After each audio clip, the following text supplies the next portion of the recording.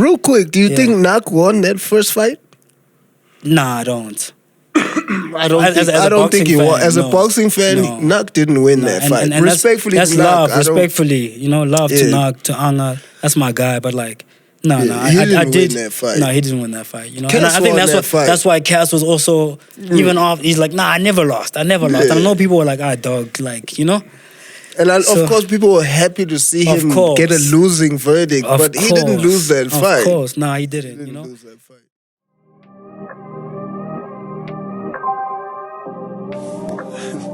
Okay, never mind. It's crazy that the answers nobody had I found when searching for myself. Let's toast to victory. Pick up your glass, show me love. Welcome to Choppin It with Bhuda T. I am, of course, the Lord of... Where's my camera? Where am I? Oh, here. I am the Lord of not knowing where my camera is at because the shade game is on.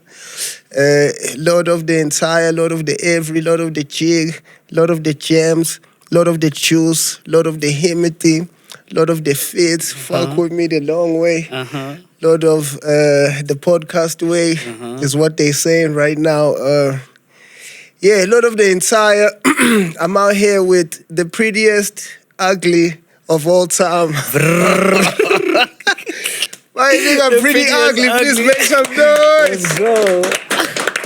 Yes, Sirski. Come on. Someone complained in my comments like, this nigga gives himself the entire and then just mentions the guest. Like your ad. Oh, yeah, and he's here, the guy, yeah. Come on, it's your show, dog. Just chopping it with. What do they with Bhuda T? What do they expect?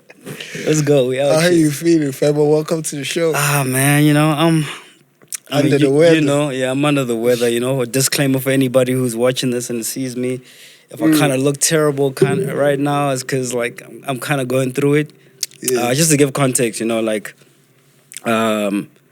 suffer from chronic migraines, and I've been dealing with migraines since I was 12. So literally, sometimes it's an everyday thing, two weeks in a row, every day. Sometimes it's like twice a week. It's scary when I hear the word chronic, like. It's a real thing. It's not something I'm just saying to people because and the headache thing is kind of crazy. And I don't just say headache, I say migraine because what people don't understand about migraines actually is that it's not just in the head. It's like you get stomach migraines as well. What? Yeah. Which is a completely different thing, like? But they're like connected, So it's like I went to the headache clinic. I've been going to the headache clinic for a couple of years. There's like a headache clinic in Jersey, Mill Park side, Yeah. Crazy expensive for a consultation, specialists, they don't take medical aid, none of that. You gotta pay cash, You could like spend like 16K in a sitting in jail and leave there and still have and live with the migraine. You know what I'm saying? Damn. And I got there and I was just like, I was dealing with migraines. I'm like, it's migraines, but I'm like, yo, how come is it that like when I get my migraines, I also get stomach cramps and then like I feel sick and I feel nauseous and I'm dizzy and I'm like almost hyperventilating, fever. And the doctor was like, yo, Ish, okay, I hear you. Yeah. He's like, no, that's a stomach migraine. But like what we're doing here is that we deal with the head, the stomach. You're going to have to see somebody different else. nigga. You know what I'm saying?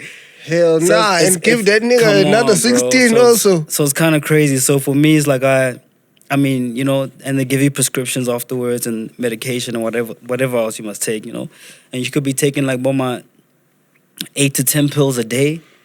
Oh, and for me, I go through my cycles where I was like, nah, man, mine's the pills, dog. I'll smoke a blunt once. You know what I'm saying? It's like much cheaper anyway. But like But like today's one of those days. But I think I'm like I told you, man. Like when you were speaking to me before pulling up here, and you're like, yo, dog, are you sure you want to do this thing? I was like, yo, bro. Firstly, I think we've been trying to do this Choppin It for a minute now, Yeah, you know? yeah. I'm like, the last thing I want to do is like cancel you, especially like 30 minutes before. And like there's moving parts. You're coming all the way from where you coming from. There's people, ayahs out here, you know? So it's like, ah, man, it's not just about me. It's like, no, I know dudes are doing their work. So I'm like, ah, man, I'll bear it. Let's go. You're gonna soldier on. Come on. That's a lot to deal with, especially when you talk about the amount of meds you have to take in the day. It's crazy, bro. I remember I had I caught TB in Oh my God. 2019. What? Crazy. I caught it being a hero. I'm gonna tell the story like What? this. I'm gonna tell the story like this. What? This is actually a dope way to start this podcast. Jeez. Actually, so me and my lady, which you know, course, whom yeah. you know very well, Uh-huh. we're going through it in 2019. So we broke up in 2019. If you listen to sessions at the crib, behind all the swagger and the jig, you can kind of hear I was hurt. If you pay attention to the type of music I made, Oh my God. and the shit I was saying there. So 2019, we're going through it, and yeah, but we get to like a breakup young. Yeah. So okay, we broken up. All right. We spent like a week apart, and then we're like, yo, let's link maybe the lunch way. You know how it go.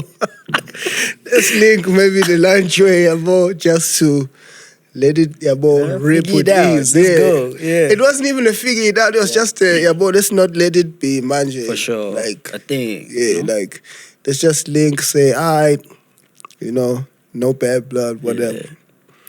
So when we link, shit, babe, I'm sorry I'm telling your story like this. Oh, Respectfully. Yeah. excuse.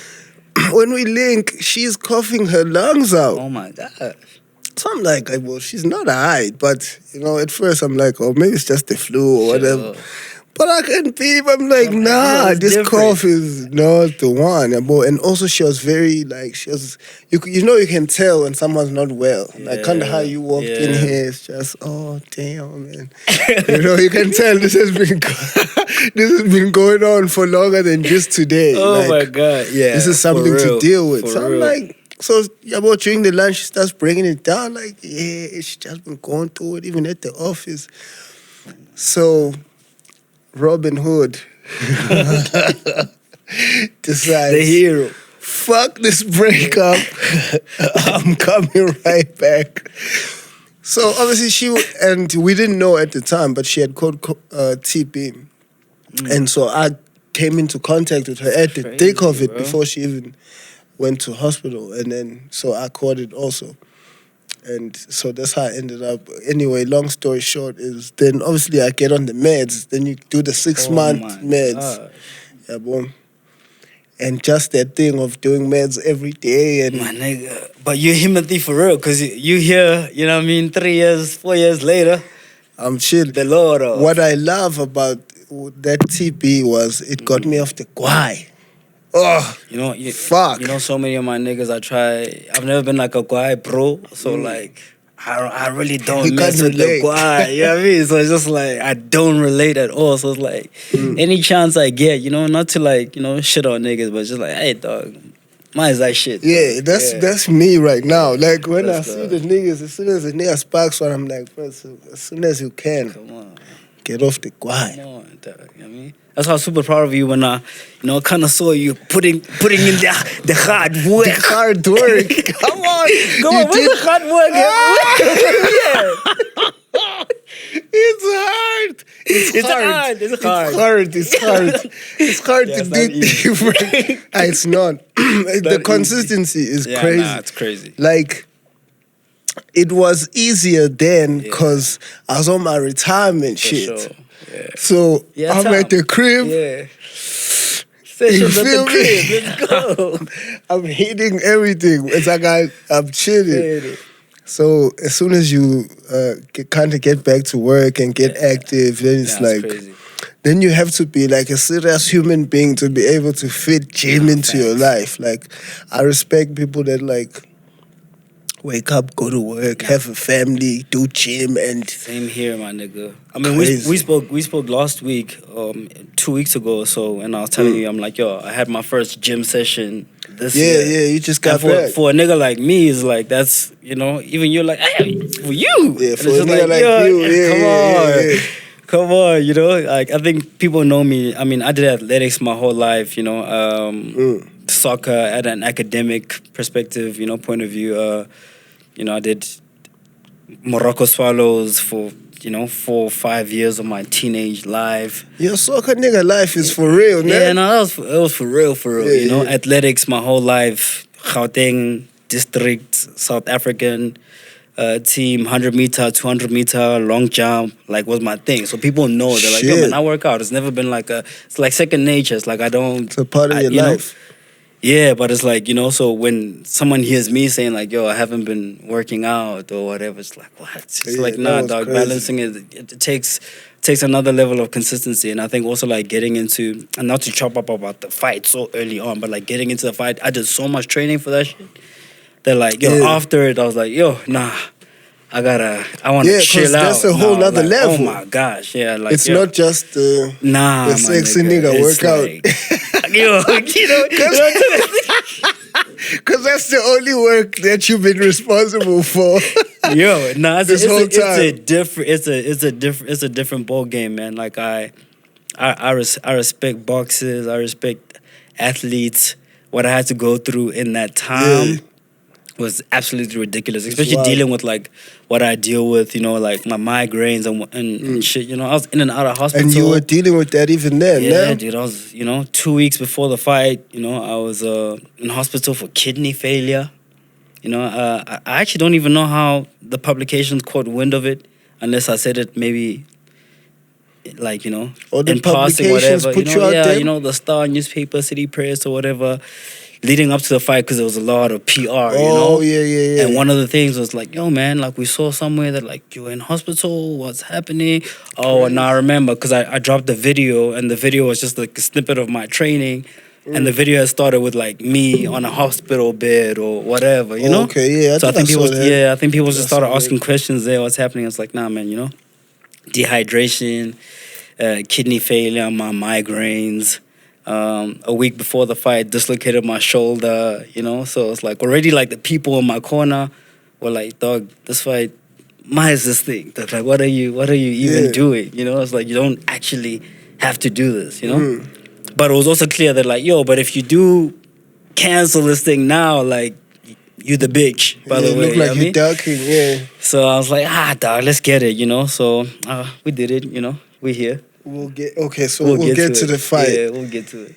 So the working out and the buff/sexy nigga shit was never about the sexy nigga shit. I think that's a good place to start. Like, let's go. It was actually decently from like my upbringing, athletes 100%, lifestyle, bro. Like, I mean, I started playing soccer at six. Birch Acres Football Club. And I never stopped. So and I was training like my whole life, athletics. I've been breaking records since I was 6 years old. Like, because you literally. come off like a nigga that's intentionally trying to kill the baby. It's like and never, It's like I think never is a strong statement. Nah, okay, yeah, never is a strong statement. But like, what's crazy is like, man, I think what's crazy is that I think people like intentionally think that this guy, he wakes up and like even in the pictures, the raised eyebrow, they're like, like Chama boy, that's their life, No, for sure. It's like, it's been a small part of the anatomy of Priddy Ugly, it's a small part, But you put it in your name. Put it in your name. You know what's crazy? Okay, what's also crazy? The name actually had nothing to do with the prettiness. You know what I'm saying? But it never did. Trust me. You're trying to escape with a note. No, let me break it down. The name actually was an ad-lib that I just said, but that was because like, coming up as a young nigga, for me it was like, yo, fuck everybody. Like, I'm better than all these niggas. It's just like, like arrogant from the East. Like, better than everybody. I'll battle anybody. I'll race anybody. I'll fist fight anybody. It's just like a East thing, you know, coming from the East, Kempton Park, where I'm from, and like by East I also include, you know, Tembisa. Shout out to 1632, you know, because like where I grew up 16. is a place called Birch Acres. So let me break it down a little bit. Yeah. Born in Angola, right? My mother's Angolan. My parents met in exile. My father was, you know, he's South African. He left South Africa when he was like a young lad, about 17, 18, 19, somewhere around there. Was in exile for 14 years. You know, on his struggle hero level. On his struggle hero level, you know, he escaped the country, you know, got military training while he was out there.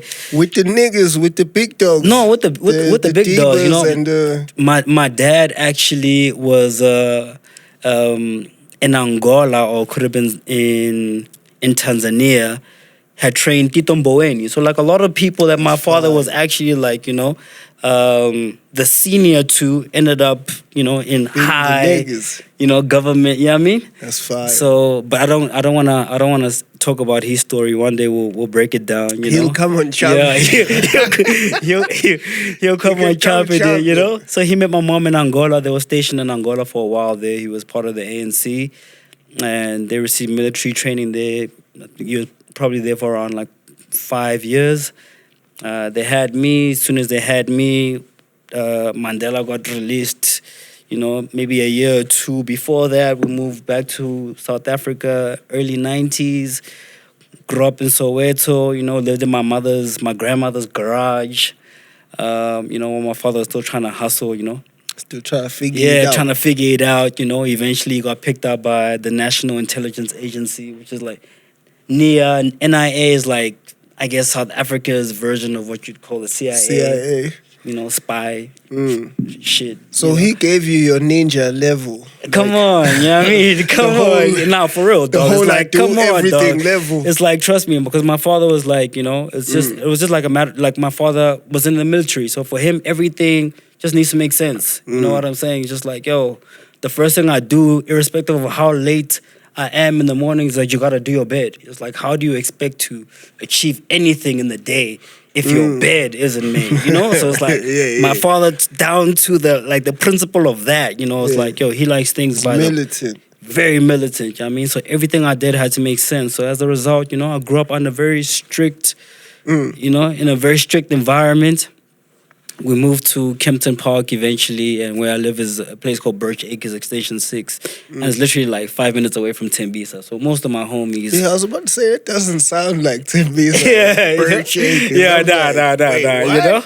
The thing is, Birch Acres has extensions, you know, so it sounds very like suburban. When we moved in, they were like one of the first black families that lived out there. The area was still like very much Afrikaner. And then over time, you know, like a lot of people, you know, coming from Tembisa, you know, Raba Reach, you know, started infiltrating the area. So even if you go to Birch Acres today, you know, it's like a suburb, but it's a Kasi at the same time. It's the Kasi burb. You know, it's a Kasi burb. It's like like a nice, like, in between, you know. So as a result, you know, that's why I shout out 1632. Yeah, exactly. I mean, Kasi burb. Yeah, exactly. Actually, exactly. You know what I mean? Yeah, so that's pretty much the upbringing. So, you know, so that's why I represent, like, in many aspects, Soweto, 1632, Tembisa, Birch Acres, Kempton Park, East Rand. But I've lived everywhere, man. So I'm just, you know, I'm an African. So from ultimate. a militant pops, how do you end up on your tatted up rapper lifestyle? Like, how does that even... Yeah, man. I had to... You know, I kind of pushed it a bit, you know? It's like... A bit? Yeah, I kind of pushed it because I kind of had a sleeve already by like age 16, you know? What? Yeah, kind of... Yeah. Come on. And it's crazy because my parents didn't see it for like 3 years of me being a teenager because I was always wearing a jersey or always wearing a... How do your parents not find that weird, that you're always covered up? Good question, though. Like, what? Nah, good question. Like, my mom's, the day I'm covered up, she would have been, like, my mom's was in my business. Good question, bro. I think maybe my parents were just, maybe they did see it, but, like, you know, they just acted like they didn't. And only like 3 years later, like coming out of high school, now I'm in matric, past matric. It's just like, and then these things on your arms, so does it come off, you know? Or Damn. like, you know what I mean? But like literally, I think we only had the conversation when I was out of high school. But you know, like I pushed the boundaries a bit. Look, growing up, you know, a lot of people know me, sports guy. That's what I did, you know, sports guy at school. I think people associate the sports thing with like the girls, but it's like I got popular from doing sports. Yeah. So that's why like coming into high school, you know, and beyond, it had never really been about like. So what are you being saying? the You're cool saying guy. the good looks came after? Nah, it's like. Look, I've been popular since Cratch, you know, you know, the young babies. What do you call them? I don't know. Children. The young children, you know, the girly children were like, you know, were messing with me from like there, you know. So I already had that kind of attention, you know, and I'm a black person. For people who don't know, I think there's a lot of confusion for a lot of people, you know. And growing up, you know, I had like my little curly afro, so it's like, yo, is this guy colored or is he black or you know what's the vibe, you know? So yeah, I mean that was a part of me, but like what really made me popular and like known in different schools was because I did the sports. It was mainly for athletics, and you were lit at it. And I was lit, you know. So as a result, I think that's what like got my name out there, and all the girls started messing with me. But that never been like the sports niggas always did get it popping. Yeah. I mean, like, before the dance, before the rap, before everything, it was the sports. The niggas who were lit with the sports, 100%, you know, it was easy. And that's kind of like how my name got like, you know, started spreading around, and then like it just so happened that maybe I just so happened to be, you know, a pretty nigga, maybe, you know, but like that was never like my brand, bro. It's like, and to be honest with you, like, and I put this out there, like I'm a nigga, and I'll say proudly, like I've never been the type of dude to have game or like I always had guawawa my whole life, you know. Damn. Like I've probably only asked one girl out my whole life. I've only initiated a move on a girl once my whole life. And that's probably like the woman I'm married to now, you know. Before that, it was like girls asking me out, like, and I'm like, all right, if I fuck with you, it's like, okay. Just letting it rock out. Yeah, you know, let's rock, you know what I'm saying? So moving to the rebel area, you know, rebel stage. So 16 years old, a girl that I was dating at the time, her name was Larato. And we've been together since I was in grade 7, primary school. She was a grade above me, so she got to high school before I did. She took advantage of you. No, she did. Rest her soul. Rest her soul. Oh my goodness. That's where I was getting to. Oh my goodness, no. Oh, sorry. I had no idea that's where it was going. That's where I was going. So it's just like, yeah, so I've been with her for a minute, and she sadly passed away when I was like in grade 9 or so. And at the time, we've been dating for like 3 years. 3 years, yeah. And she passed away with her parents in a tragic car accident, going to a funeral. And it was crazy, man, because like for me, I took responsibility for that thing for like the long time. No, let me break it down. You know, being like a kid is crazy. No, it was crazy, but she didn't want to go to this funeral that she was going to. You know, and her father worked with my father, so they were like both in the NIA. So it's like, at the time I've been with her for 3 years, bear in mind, like a 15-year-old in a heavily committed relationship. Crazy. Our parents already making plans about like where we're gonna stay together after school. What? You niggas had your folks involved? Yeah. So like I said, because her pops worked with my pops, you know what I mean? So you make that sound like that lets you slide. Like, I work with your father, so you can have my daughter. Our parents are familiar. Our parents are it's not like that. No, our parents are familiar. Come on. And I didn't even meet her through my parents. I just so happened to be homies with a cousin of hers, and she always used to come, you know, visit the cousin in the area. Yeah. And the folks knew you guys were. Yeah, over time. So that's an interesting thing, right? So my parents were very strict, or my father very strict. I mean, hey, if you're not home by 6 o'clock, curfew time, you know what I mean? But when it came to like being in a relationship, you never said, no, that's not something you're supposed to do. You know, they let me rock, you know. Another disclaimer, the first box of condoms I ever got, my mom put them in my drawer. Fire. Yeah, I mean, so even though we've never How had old that were you when conversation, she did that? I know you were young. 14, 14, 15. She could tell. Yeah, she could was tell, like- you know? Because at the time, you know, our parents are kind of busy, you know? My mom's always been like a stay-at-home. Why, contrary to popular belief, I think people think I come from a very well-off, like, family. It's like, dog, my father worked a 9 to 5 my whole life. He's the only parent to work. My mother was at home my whole life. Having only one parent that works means you're well off. For real? If one of them can afford to sit down, if what? I mean, I never thought about it like that, Yes. actually. Oh, jeez. Otherwise, then they both gotta wake up and go get it. Otherwise, we're not gonna make it. I mean, damn, that's a point. I never thought about it like that, actually. I also grew up saying, I didn't understand why people were like, geez. cheese boy. I'm like, what are you doing? It's like, When I think about it now, right? Like, okay, no, I see. Maybe a little. I mean, jeez, hey, there we go. Okay, but not balling by any means. I mean, like, you know, I was that kid at Scala, you know, like who carrots kaftin. You know, like I used to envy the kids who were able to like go to the tuck shop and like buy Get the stuff. pie. You know what I mean? Like I never got that. I carried, you know, maybe 10 rand on a Friday. Every Friday, that's 10 rand is it. good money. Or in like the 90s, I think at in the time, 2000s, yeah, you could buy like that's good money. like a can of Coke and peanuts. and a you pie. know, You can get a pie. I didn't eat pie. I still don't mess with pies. You're a pie hater? Nah, I don't like that. Shit is Okay, this messy. I don't interview like is over, I don't like ladies and messy food. This interview is over. Oh, I'm a shit. pie advocate. Steak and kidney. The longest way of all time. You know what's crazy? I've never tasted a steak and kidney pie, You're a ridiculous and I have man.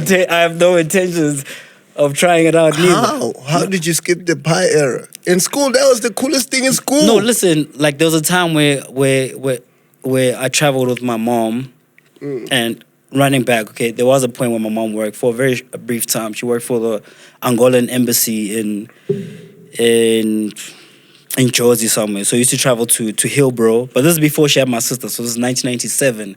After 97, she never worked again. While she was on maternity leave, she never got back to work, right? So we'd travel via train to Spa, and, you know, on days where I was sick and I had to go to work with her. And, like, every single time we went either grocery shopping or Spa or whatever, like, the staple food was pie, you know? Yeah. King pie, you know? Shameless plug, you know? Those are some good-ass pies. No, they I were don't good. appreciate the face you're making. After some time, I just like, dog, it's just in it's a dog. It's like, hey man, I don't wanna eat another pie ever again. in my life. Again in your life. And I think probably the last time I ate a pie, I was like 10 years old. Damn. Yeah. Yeah, and I'm cool with it too. It's like I don't have to try another pie. You know what I mean? You gotta get back in there. Come on, dog. Just to figure out. Come on. Just for the nostalgia. Come on. I mean, I'm good though. I feel you. Yeah. Okay, so then what? Like, So what I was breaking down was so when Lerato passed away, yes. I kind of went through like a rebellious stage in my life. Just being angry at the world. You were saying you felt like, I was like you felt 15. responsible. Yeah, so I felt responsible because how she passed away is going to this funeral that she didn't want to go to. Bear in mind, like, we were the type of kids, she was like home alone like every weekend, you know, her parents were always away. So like we were together like every weekend, first break, after school, every weekend. Were away. Yeah, you know, she was No, just... but finish your story, I'll ask you after. Yeah. Come on, dog. You know, so our parents were away a lot of the time. So, yeah, man, I think at the time it was just 3 years. I mean, I'm 15 years old in a very committed relationship. And at the time, respectfully, I was just kind of over it, you know? And not because anything was like going wrong. I was just like, yo, we're together all the time, dog, you know? And if it's not like, 3 years, you know what I mean? And if it's not because like, we're together on weekends, it's like, yo, because our parents work together, so we're at all the parents, family, like work functions together. Damn. It's just like always. And if I'm chilling with my homies, because you're my homie's cousin, you're there as well, you know? Yeah. So that one weekend, I was just like, yo, dog, Bust it to the funeral. just go to the funeral. She's like, nah, I'm not trying to Damn. go. I'm home alone. Like, you know, come chill. And I was like, nah. And I like literally the whole week I kept stressing to her, like, yo, just vibe, you know. And at the time, her mom was also kind of having issues with me because she was like, yo, dog, you're not doing your homework. You're always with this boy. Like, I get it. You guys like each other, but like, come on, you know. You're still a together, student. yeah. Get it together. You know what I mean? So that's what I'm telling her. I'm like, yeah, dog, now your mom has already, you know, got some issues with me. Like, come on, just go to the funeral. And like till the day before the funeral, she kept stressing, like, yo, man, I just wanna chill with you, like, you know? And at the time I had an agenda, you know? Damn. Yeah, which is why I felt guilty about it. But it was now we're entering the dance era, right? And there was this dance competition called Dance to Las Vegas. And I wanted to go there so bad because I had heard of this girl named Buntle who was a dancer, you know? And I was like, nah, bro, like go to the funeral, dog. Like You needed your space. But I didn't mention to her like what I was trying to do, you know what I mean? It's such a Anyway, terrible it's story. horrible. Yeah, it's horrible. You know, and I'm putting it out there. I mean, so it's like, Appreciate you. jeez, goodness, we chopping it. Early, too. Hey, Early, early. Oh too. my gosh. Yeah, and yeah, man, that morning she went to the funeral. And it's crazy because, you know, days leading up to it, bro, like she literally just wanted to hang with me, you know, and I was coming up with every single excuse in the book as to like, you know, like why we shouldn't hang, or like, yo, I'm tired, like, yo, I want to go wash my shoes, you know, like, yo, and she'll be like, yo, dude, I want to chill with you, like, what's alive? I'm like, nah, dog, like, man. Well, peep, come Yeah, on. come on, I'll see you next week. Hey. She went to the funeral. She never came back. I found out while I was at the event, you know, at this Dance to Las Vegas shit. event, you know. And I just arrived there too, like, you know, 10 o'clock or so, hanging out with the homies. Also a very interesting story because in that time, we just met Anati, and, you know, and respect. I have no animosity towards Anati, and I don't even think he knows or remembers the story at all. And literally like 10 minutes before I found out, you know, Larato had passed away, Anati comes up to me, and at the time I was part of a crew, a rap group that we just kind of like started. And the rap group was called Black Print. It was myself, Frank Casino, a guy named Parley. Yeah. You niggas came in like that too. Yeah, Okay, you know. yeah. Parley goes by the name of Turo, 30 Turo now. You guys can check him out on the gram. He's still, you know, he's got some fire shit. Dallas Black, who's Frank Casino's engineer, producer, you know, best friend, and a few other people. I'll say a few other people because they don't make music anymore, you know. Respectfully, I mean. Yeah, and we were just chilling out there, you know, on our young nigga shit, you know, the cool niggas, you know, swagging out, whatever. And Anati had come through to us and he was like, yo, so, you know, I didn't know who he was, you know, he just pulled up, you know. At the time he spoke with a very heavy American accent, like, yo, what's good, you know. I heard y'all make beats. You know what I mean? Hit you niggas into LA. And he was like, yo, I heard y'all niggas make beats or whatever. And I was like, and we were like, nah, we're not producers, but we make music, you know? He's like, yo, Yeah. I'm working for the Les, I'm working with the Les, you know, working on his album, whatever. Yeah. This is just before Tippy Toes. Okay, yeah. Working with the Les, etc, you know, let's hear your stuff. And we're like, all right, cool. Pull up to the whip, you know, go to the whip. We play him music, played like 2-3 songs or whatever. And he was just like, yo, man, nah, shit is whack. And He shat on you nah, for real, niggas. he was like, nah, shit is whack. Like, he's like, trust me, he said this. He's like, yo, my little brother makes better beats than this. You know what I mean? And I grew up thinking Anati had a little brother, only to find out growing up, they're like, homie didn't even have a brother. Oh, I could be wrong. I don't know. Correct me if I'm wrong out there. Homie didn't even have a brother. You know what I mean? So he just said that.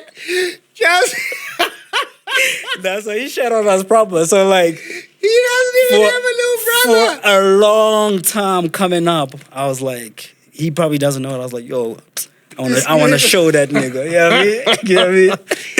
And I bet he didn't understand. And at the time, I mean, I didn't know who he was. You know, only to find out years later. It's like, yo, man, he's actually like a year or two younger than me. I'm like, yo, that guy was even younger than me. He told me.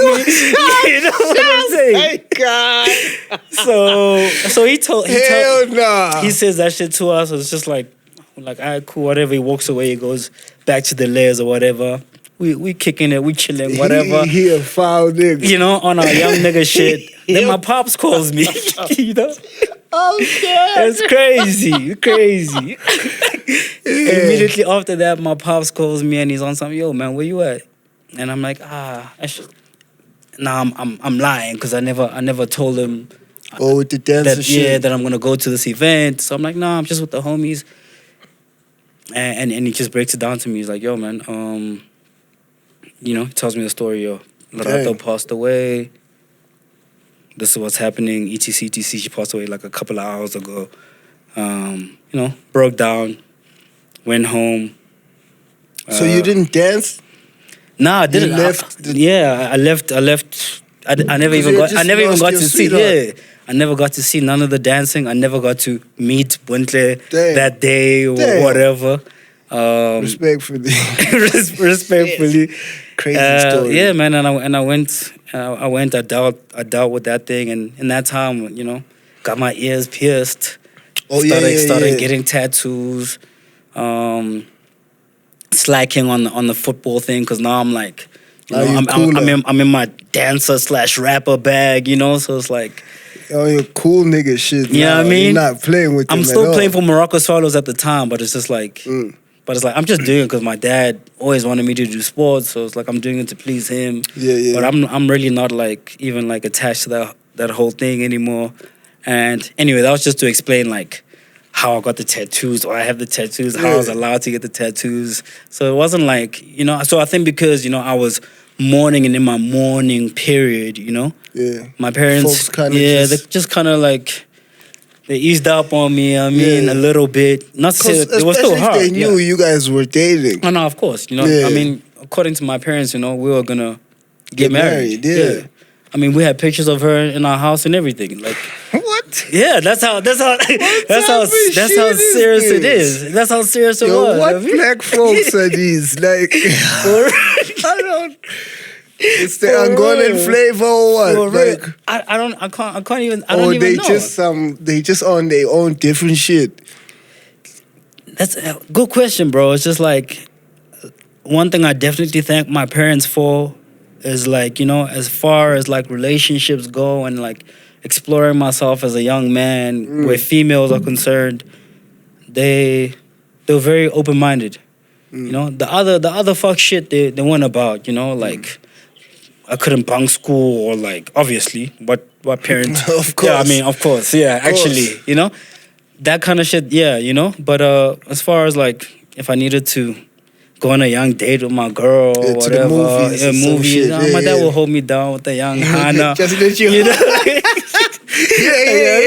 Young Hana. You know, so you do that, you know. But anything else, he wasn't really about it, you know. So, breaking it down, that's how, you know. So even coming to accepting Buntle, it was like, in the beginning stage, it's very difficult for them because it was like, yo, man. How long did you mourn for? Like, how long were you in that stage for where you felt like, fuck? No, a while, like 3 years. Yeah. Yeah, because this happened when I was like 15. And me and Buntle didn't start dating until like I was 18, you know, end of matric year, you know what I mean? And in between that, like I didn't date nobody. I mean, I had some flings here and there, you know, but like nobody that I was serious with at school or nothing like that. Actually, to a large degree, you know, a lot of people kind of found me like weird, like, you know, like girls at school be like, yo, this guy like, what's like, oh yeah, you know, you know, and then there were like gay rumors that came about, and respectfully, like love to they did you like that? Yeah, I mean, come on, you know, so it's like, Like, Yeah, whatever. respectfully. Yeah, whatever. Yeah. And like I said, kwababa. So But- I was never the guy like really like chasing the girls. It just so happened that the girls That they liked liked you. me. Yeah. But chicks, you already in them at the time? I mean, yeah. I'm sorry. It's a question to ask, yes? Oh Yes, goodness. No? Yeah, no, I was, but high key, respectfully, like I'd stopped like for a while, maybe like 3 years, like When you were chilling. no cheeks at all, like literally in between 15 and 18 years old. Yeah. Yeah, maybe Yeah. matric, kind of You got touched back something into up, it, yeah, but Come like, on now. yeah. Cut back on your shit. I can't believe I'm speaking about this. Yo, That's my wild, wife, yeah. when you wild see business. this, you, Sorry, Bhuda. you know the vibes. Yeah, Yeah. she's for me. Sorry. Yeah. So when do you meet Buntle though? Because it sounds like you met her, just didn't date until. Yeah. So I met her a few months after Lorato's passing. So I was like 15, 16 at the time. Started going to dance events, Yeah. everywhere. Me and the homies were traveling NSA. If there was a thing at NSA, we were out there. Festival of Fame, shout out. Another story I'm gonna break down. Festival of Fame. We were out there at the Festival of Fame one time, and bear in mind, maybe I was like 16. I was out there with Frank Casino, the boys, We were there dance battling, rap battling. We're doing Frank it is all. a dancer too? He wasn't really. So in our group, like we had like dudes who were photographers, dudes who were like designers and whatever, But in the rap group, it was just myself, Frank, Parley, and two other members. So we're just like East niggas, traveling, NSA, Festival of Fame. Excuse me. Chill vibes. One of the days we're out there performing, and this time, bro, I was like a big Muggs fan, like such a big Muggs fan. Muggs at the time I just dropped. I forgot what the album was called. Breakout, maybe. Yeah, I think it was Breakout. Yeah. Maponya Mall had just, fact checker. Please check. Can't afford one. Maponya Mall had recently had just opened, and I was out there. We're at the Musica. Muggs was launching his album. I was like one of the kids that like begged my parents to take me to like the Musica, CD signing, not whatever. Southgate? No, it was. Didn't my boy come after that first Muggs album? Because that first Muggs album was what, 2009 maybe? 2009. If yeah, not so it was 2008. Maponya. Really, bro? Yeah, if it was 2008, yeah, it could have been then. Yeah, 2008. Yeah. 2008. I was maybe like in 9. grade When did they build 11. Maponya? Yeah, fact checker, please check. Ah. No, I could get All these timeline Joe drawn. Burgers, yeah. Jeez. But either way, yeah. So you, Nah, but you go I out think there. it was definitely. No, it was definitely Maponya. But maybe you're right though. Maybe it was okay. But I think it was Maponya for sure. 2007. Nah. That's when they built Maponya? Oh, that's fine. Nah, it was definitely Maponya Sorry, I for was sure. in case of that. So, yeah, bro. So I'm out there, Maponya. So I was one of those kids like who queued up for like the Mug CD, hoping to get like a signed CD. I got there a little too late. Homie had left, but I'm just explaining in the context of like how much of a fan I was. Like, I gotta get out there type situation. Cool. Fast forward, we're performing at Festival of Fame. I'm this big Mugs fan, Tito, I think I just popped up on the scene as well. I just seen him on Shizness or whatever. And you're not a big Tito fan. Now at the time, I'm actually really messing with the stuff. The Glitz gang. Tito and Muggs more specifically. We're at Festival of Fame, rocking it out there. We're on the stage. They had a little stage set up, and we get on stage and we're performing these songs that we have. Like could have been 2-3 songs, and on the embankments were the Glitz gang niggas, Muggs, Tito there. They dance the stars. they're the stars, and like we performing or whatever, and dudes are just going like, Damn like, niggas! Yeah. Oh, nah. I know homies will definitely not remember this, but, my homies will. I know Muggs and them won't remember it, obviously, What type of shit is this? They hating on kids? Yeah, but then, I don't know, because also at the time, like, we were the cool kids, we out there, Oh, yeah, the I'ma pretty keep young you out, kids. you know what I mean? Always You know, got hate. babe sweaters, ice cream sneakers, you know, like in shit our always head got we're hate competing then. like, yeah, we're competing with the reps and like and them niggas, you know, but we're from the east because all these dudes, you know, we're assuming are from the north, you know. So at that time there was like a big like, yo, they from the north, we from the east, you know, but also these north kids, like cheese boys, like, you know, they Yeah. mustn't come and tell us, you Not know? respectfully Like, at all. yeah, whatever, you know what I mean? So we're also pulling up there on our young nigga shit, you know, we out there, you know, thinking we the shit. These dudes start like, you know, you just see them like, you know. Damn. And after that, I was like, damn, these niggas. Damn. So already in the back of my head, I was just like, yo, man, I'm like, these are the guys we're competing with, you know? Anyway, that was us on like on our young nigga shit, and that's really what made me like really start to get into like more get more Tito and competitive. Muggs. You know what I mean, you know, Tito and Muggs, I know you guys now, so it's like you guys don't know the story, you know, and Tito, we're cool. Muggs, I haven't seen you in a minute, but you know, it's all foul-ass love. niggas. But definitely experienced that as young names. But yeah, those are part of the moments that had molded us and turned me into like, you know, this Priddy Ugly, like, actually like fuck everybody, That's man. what- I'm better that's what than got all the these niggas, aggression. you know? Yeah, you know what I mean? I'm better than all these niggas, you know. At the time, we also rolling with niggas 50 deep, you know. We getting into situations, you know, going to sumo. Now maybe it's shortly after high school or in Probably between. Latin over at the time. Latino, yeah, you're damn. You're right. Yes, sir. Oh my God, yeah, you know, Latinova. It was Kong at the time, I think, actually. That Kong was after Latin Kong is over. after. Oh yeah, you know, yeah. But we were out there, you know, Kong. The times when Amakipi was still hosting parties at Catwalk and Four Ways, Yeah, you know. yeah. So we were like heavy in that era, and that's really where I got to like really meet people and like, you know, and when people started knowing me as like, you know, this guy that raps. At the time, I still went by like Rich Boy, the rapper. You know, my name is Ricardo. You know, Richard. They call me. This guy Rich, and I think they knew me as Rich Boy, the said- crumper. I was the said crumper. he lived a modest life. No. Said It was he just. lived a modest life. Can I give you guys another breakdown? Another And then breakdown. he's rich boy. Another Okay. breakdown. 2009, around about 2008, 2009. I'm dancing for this crew called Freeze Frame, and we had a Hype magazine shoot at the time. Yeah. And I was catching, you know, taxis, and I was late. I wasn't with the crew. The crew was already ahead of me or whatever. And I get to Noord, and I'm lost. I'm trying to figure out, like, yo, how to get to Newtown, you know? Yeah. And people keep directing me, no, go there, go there, go there. I'm getting lost. So while I'm in the midst of Noord, I'm finding these spots, like, oh, you know, hey, Air Force One sneakers, hey, Timberlands, hey, BBC Oh, yeah, jackets. yeah. Oh, this and this. Like, I'm Come like, on, so in my head, it's like, oh, these repertoire niggas, all these Yeah, niggas. I'm, oh, don't do this that. is where you guys are at, you know? Don't really, say really. that's where they get down. No, I'm not saying that, but like in my head at But that that's how time, you felt, that's how I yeah. felt. I'm like, Like, oh, oh. niggas are getting this shit here. So I'm like, oh, okay, Facts cool. too, don't know. I mean, you know, I don't Let's know. keep it a bean. I don't know, you know, because you where know, else would they been getting I mean, them? come on. Let's keep it a bean.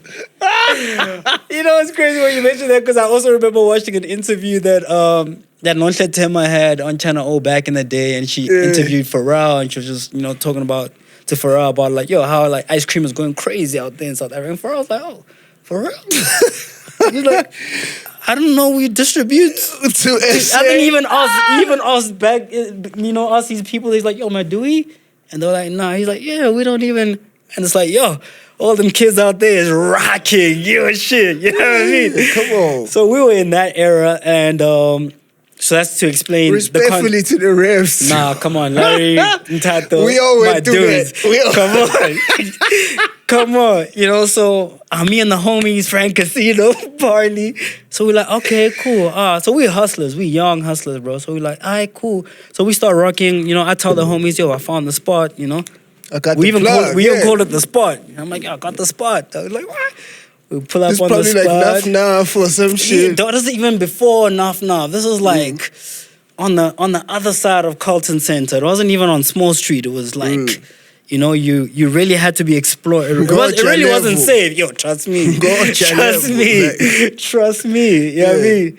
So I tell the homies, I'm like, yo, I found the spot, you know. So we start rocking the stuff, you know. I buy Tim's there, we're buying Air Force Ones there. We go to school, and now people, now we the guys. We're like, yeah, fucking dog, them where up you out guys? there, You know what I yeah. mean? So we get into this business. So we're like, yo, man, like, you know, we sell this shit. Like, yo, if you Oh want, shit, y'all flip yeah, this come shit? on, trust me. They're like, Come yo, on. we're like, yo, you guys want, you know, we're the plug, you know. So we'd go, you know, every Friday after school, go stock up on some stuff, bring them back to the East, Crazy. sell a box of sneakers and whatever. Anyway, so that's like where the rich. So you know, so at the time it's like Oh, people knew me as yeah. like this cheese boy, and it's just like, yo, man, I'm actually just rocking shit from the spot, you know, and we making money from actually selling the stuff. Oh, you you know? on your dope boy Yeah, shit. come on, dog. We buying those shoes for like $200, flipping them for like $600, $800. You know, Come on buying now. G-Shock watches for like $400, selling Come them for on like now. 1,000 rand. You know what I mean? Timberlands for 300 rand, flipping them for like 1.2. Come on now. Come on, you know what I mean? Hustling. And even how we got out of that, or how I got out of that situation specifically, there was a girl that was kind of like, I wasn't dating her, I was just like cool with her at the time. Her name was, you know, Nadine Ella. Shout out Nadine, beautiful girl in high school back in the day. And she had asked for like, you know, Timberlands and Air Forces for her pops and her brothers and whatever. And I got them all the stuff, you know. But the issues that we had back then is that they didn't give us slips. You know what I mean? So, and like if I needed to exchange the stuff, it was a bit of a mission. Yeah. And anyway, long story cut short, you know, I was out there stocking up some stuff one time in town, and I bumped into a pops who was like this colored gangster guy, you know, who was a personal trainer at the time. And he sees me, and I just sold him and his whole family like Timberlands like the week before. And he sees me with all the He shit. just stuffed up.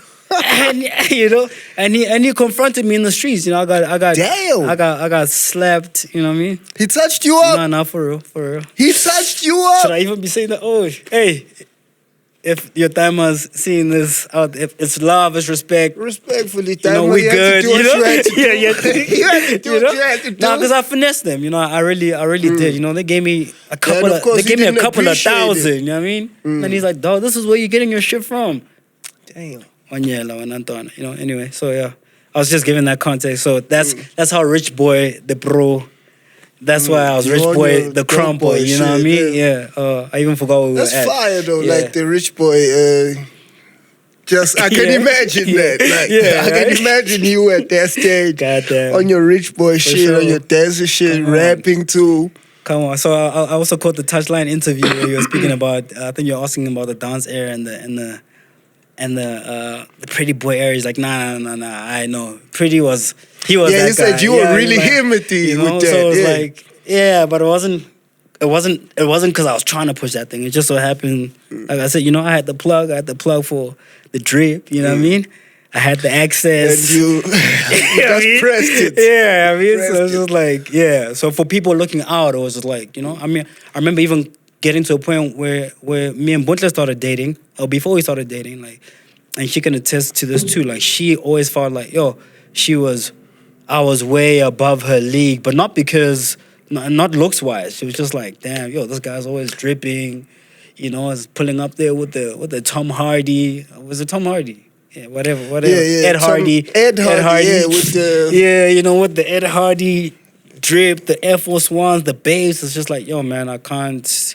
That's not the Can't guy. You know, fuck with this nigga. obviously messing with me. Then I you know, She I gets gave her the the real. lowdown to be Yeah. like, yo, man, like nah. don't let that fool you. It's Yeah. like, I mean, it's some real So shit. you niggas start your rapping shit.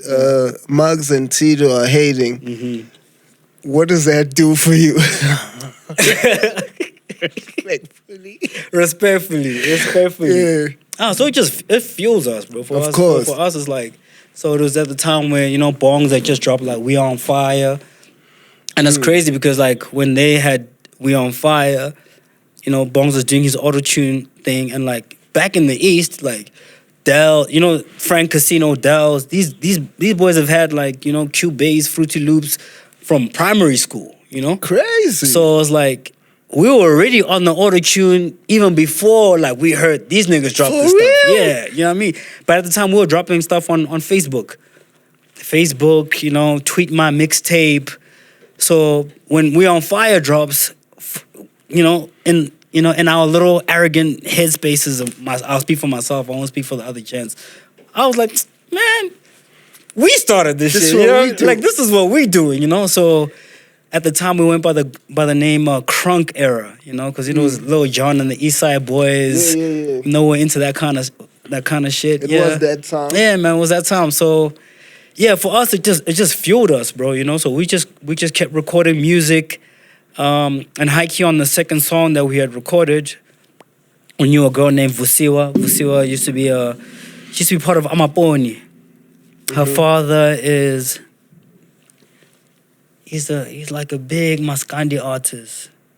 Okay. Yeah, Limhlophe, no? I think was about to that's say, her that father. Maponi name Yeah, sounds- you know.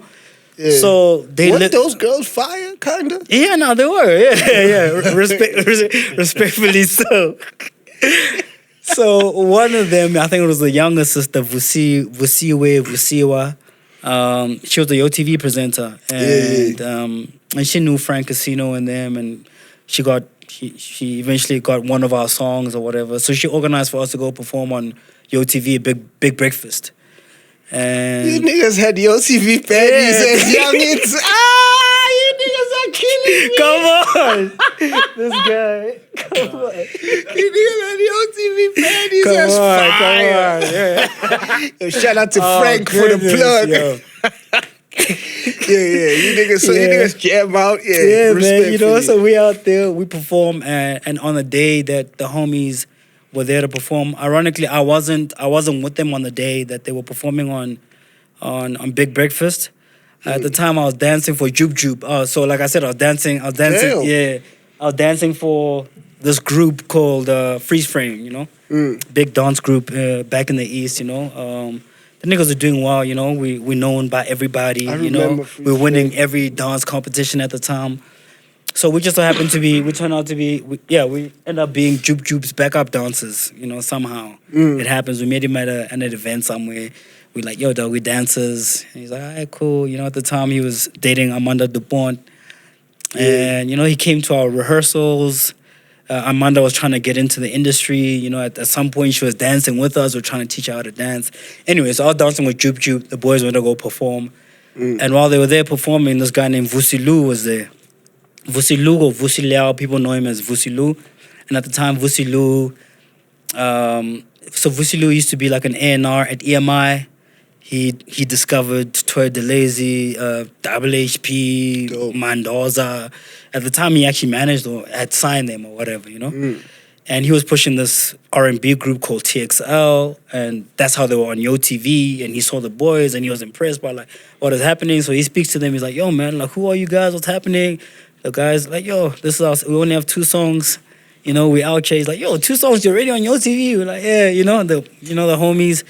The next day, he wanted to see the gents. The gents let me know, like, yo, dog, we met this guy named Vusi Lu. He wants to sign us, you know. And I'm like, oh yeah, all right, cool.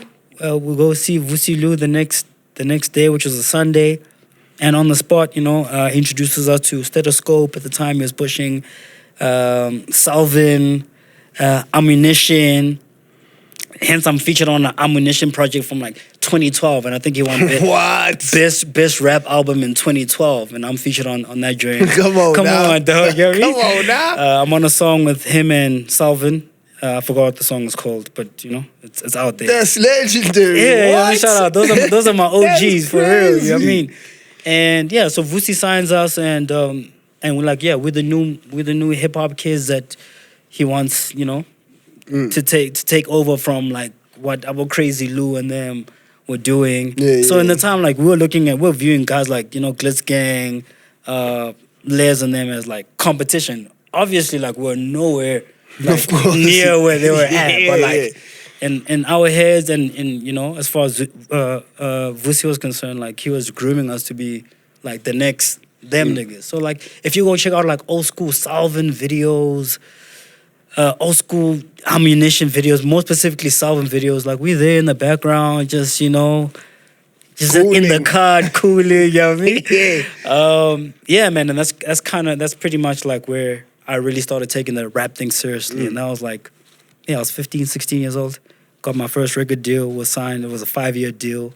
So the deal only lapsed only after I got out of high school. So as a result, like we recorded a lot of music. The music never dropped. because they were kind of waiting for us to get done with high school and you know and all of that stuff. By the time we were all done, the contract had kind of lapsed. Nothing really happened. They didn't really drop any of our music. And then like Amo took me under his wing. He's like, yo, Antana, you come to me, you know. Let's record. Let's feature you, crazy. you know. And then and then shortly after, then I met you. That's when I was like, you know, just dropping shit. I just started this Priddy Ugly thing, and the Priddy Ugly thing was not the name wasn't even my name. Like I said at the time, I was a rich boy, the Krampa, and I was trying to get people to take me seriously as a rapper, you know. Especially coming from the East. So in the East at the time, we had like the Jimmy Whizzes, you know, like, and most of the guys were like very underground hip hop dudes. There was this guy named Adamus who was going around battling everybody. And those are like my OGs, you know? Yeah. So I was also kind of like an outcast from the East because I was like, I never wanted to do that boom bap rap. I was like, yo, dog, girls don't flock with that. Yeah. Ain't nobody, like, fuck that shit, you know? So you did care about the girls. Yeah, no, but you know what made me care about the girls was that like there was this narrative that was going on where like niggas would feel like even when I was dancing, it's like, yo, he's actually not a fire dancer. It just so happens. It's just cause. Yeah, get like, you know what I'm saying? You can relate, right? Come on, bro. They make you want to put hands on niggas. I mean, so I'm out there crumping. They're like, nah, he's not fire. It's just a girl scream every time he's on stage. You know what I'm saying? And then when it got to the rapping shit, it was the same thing. It's like, nah, he's not actually a fire rapper. Like, it's just like, you know, it's the girls, you know? So for me, it was like, oh, okay, cool. Actually, fuck you niggas. You know what I mean? Yeah. And 2012, that's when I broke. So the Priddy Ugly thing, that's how it was just an ad-lib that I said on songs. Like, yo, it's Priddy Ugly. And on those songs at the time, 2010, you know, I was just saying, you know, fuck you niggas. And what were you saying that to say? Oh, that it's Priddy Ugly. Yeah, like, it's Priddy Ugly, you know? It's like, Priddy you know, Ugly I want for all you the niggas. smoke. Yeah, you know what I mean? That's really what it was. Actually, and then niggas started calling me Priddy Ugly. Yeah. The first time I heard of you and saw you, I was actually with X. No. Even before that. Yeah. No, well, maybe not before X, but I was dating a dancer girl. Oh, fuck. Yeah. Don't want to say her name, cause Oh, I know her though. Yeah. Yeah, you know her. Yeah, cause she knew Buntle. Yeah. Right. Yeah. So I think we saw you outside of Bridgeview. I think you were standing out there waiting on I don't know what. I had homies who lived there. Yeah. Yeah. So we walked past whatever. So she's like, "Oh yeah, that's." I remember that. Yeah. I remember that era. Yeah. Yeah. So she's like, "Oh yeah, that's Priddy Ugly." Sure. He's the dancer, because she had told me about dancing. She's obviously a dancer, living the crew life, just like y'all, all that shit, Sure. you know? So she had told me about .com and what, because she had seen me dance a little. Yeah. But I already was long over the dance shit. By the time I came to Just Joburg. give Tapa there. I've been looking for my...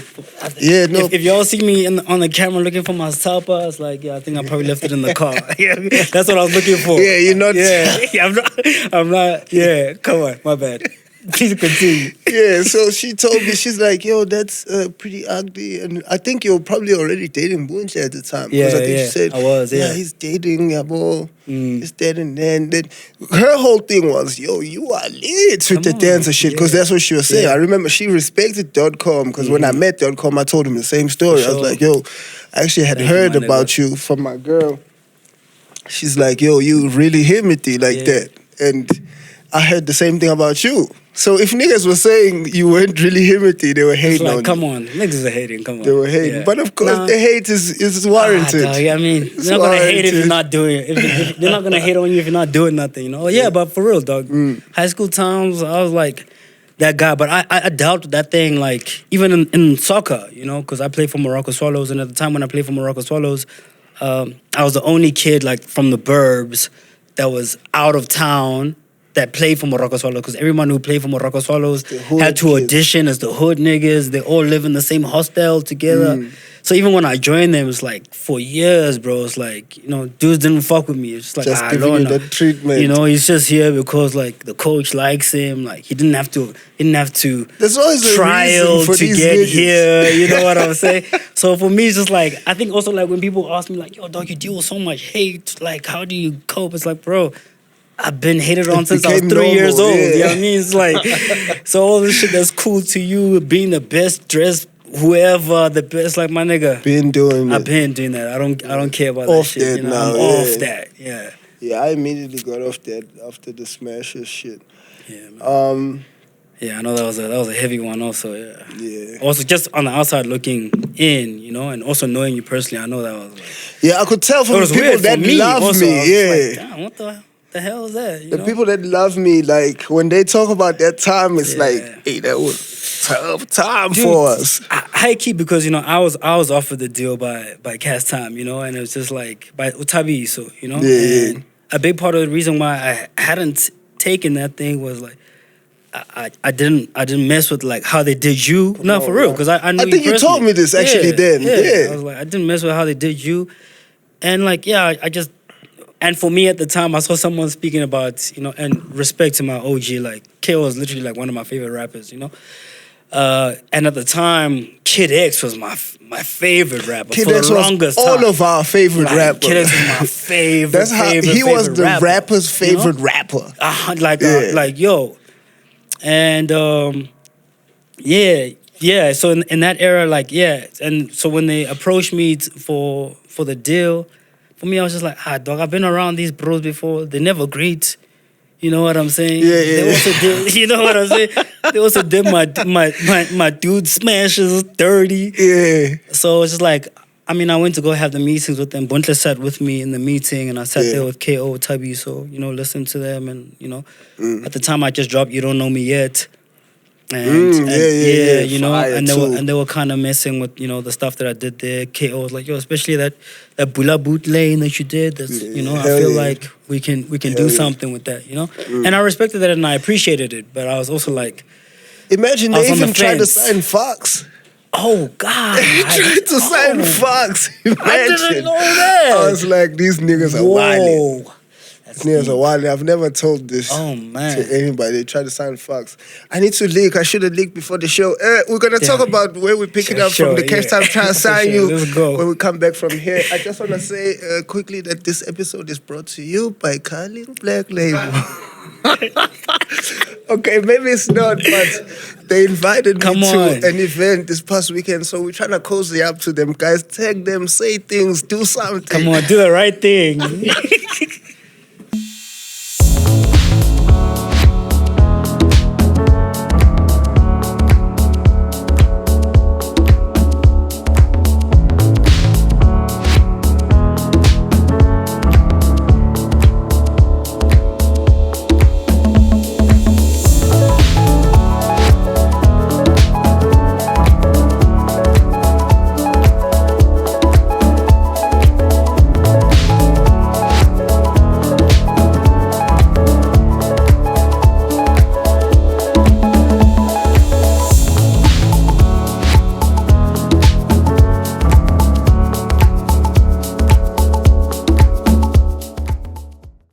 Back from our ad break, courtesy of Carling Black Label. It was running through the body, had to get out. Let's go. Thank you, Carling Black Label, our main sponsor. I'm practicing. Also, shout out to these niggas. Shout out to my homie for this Dress Up Friday shit. This shit is so fire. This is Mash's homie, yeah? Yeah, Mash's homie. Fire. He killed this. I've always looked at these type handles as like very Mswenko-Fontaine. Sure, yeah, so nah, I it was like, does give poison parks. Yeah. I wasn't really sure because I For don't sure. necessarily fit like, you know, that type Nah, of. but I'm messing with it. Nah, you're it's right. kind of sitting. Let's So, go. Shout out. Shout out my niggas. So yeah, first time I met you, already knew you was on your lady dancer nigga shit. Yeah. When do you and Buntle kick it off? When do you get over the? Yeah. Because I want to come in with you and Buntle because you For came sure, in I on feel the rap together. shit. You Nah, already 100%. Yeah, Yeah. so shortly after Lerato passes away, months later, I started attending dance events, you know? I see Buntle, you know, I'm like, all right, cool, Master of Rhythm. You already know? had the crush She's too. doing, I so did. Nah, high key. Yeah. High key, I was High going key. to the events to see it, to you know? try and peep. And at the time, I didn't really know her. It was just like, people were speaking about her at school. Like, yo, dog, there's apparently this this fire dancer, popping girl. She's fire too. You know, come respectfully. come on, respectfully, let's go. Yeah, and I'm like, I gotta meet this girl, and yeah, like I said, and she was the first girl that I ever actually like really like pursued like that. Like, hey man, I'm trying to figure out like That you actually tried. yeah, that I actually tried. I'm like, yo, reached out to a homie of mine, who was a female at the time. She's now transitioned. He's now transitioned. But shout out my Transition, homie. like transition. Yeah.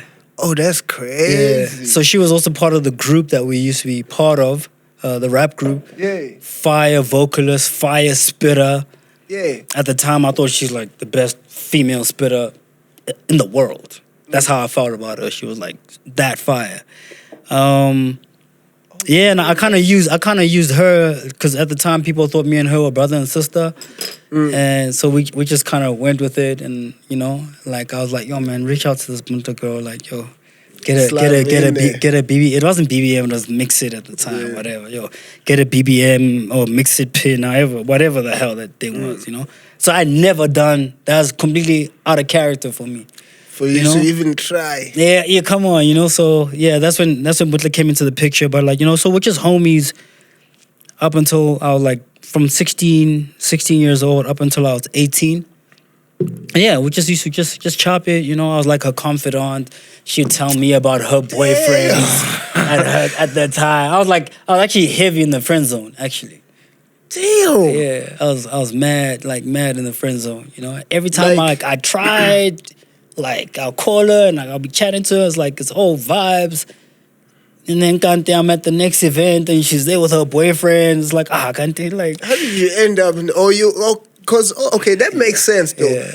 That proves your kwababa true. Yeah. Because that means you didn't have the strength to fully push I didn't fully commit, I was just like... You're just playing nice and you thought it was enough. Yeah, so she's calling me about this boy she's having issues with and I'm just there like... just rolling my eyes and shit like, yeah, no, but... I'm sure you guys will fix things, You guys will fix things, I hope you sort everything out. You've been a male bestie. But if you need anything from me, I'm there. And high key, when you're asking me when so what was I ever in the cheeks or whatever? So in that time in matric, just before I turned 18, I was kind of like in my head I was like, ish, this girl's playing with me, you know what I mean?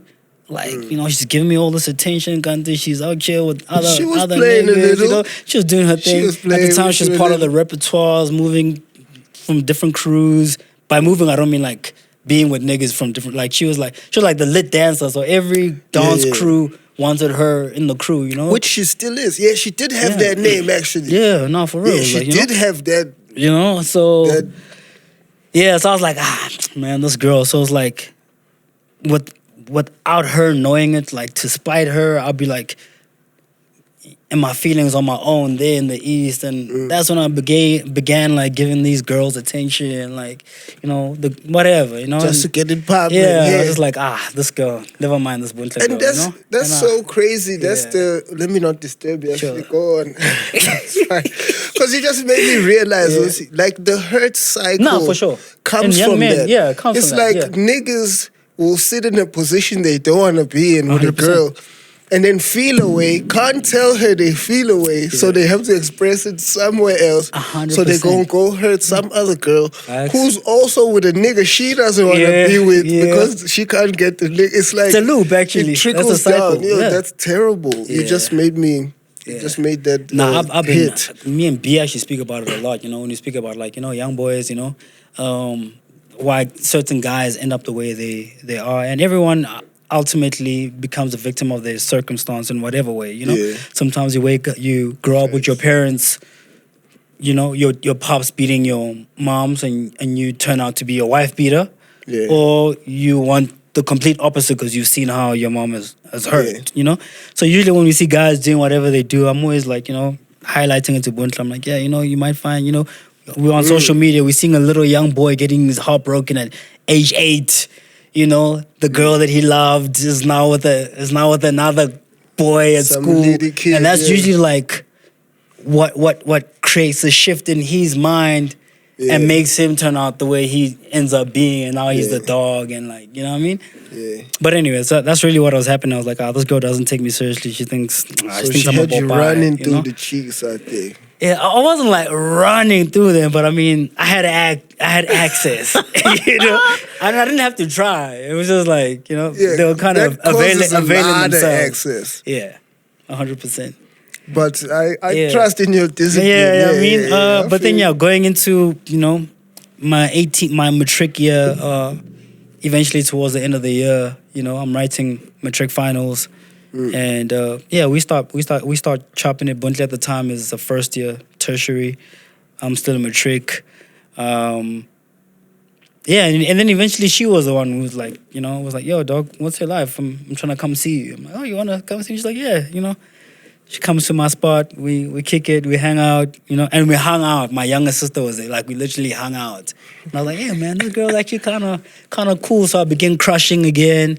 And then eventually she was like, yo, you know, Slow kid you're in. kind of taking time. Like, yo, you gotta slow. Come on, But and that was like the general consensus amongst a lot of females back then. They're like, yo, man, this guy, like, 'Cause he's you were slow. shook. Yeah, I was. You You know what I mean? shook. It's like, this guy is not like initiating. And that was one of the things that also made B like me also. It was like, yo, man, you're in a space with me alone and you didn't try to take advantage, and you know, even if I wanted to, which I did, But you did, you know, yeah.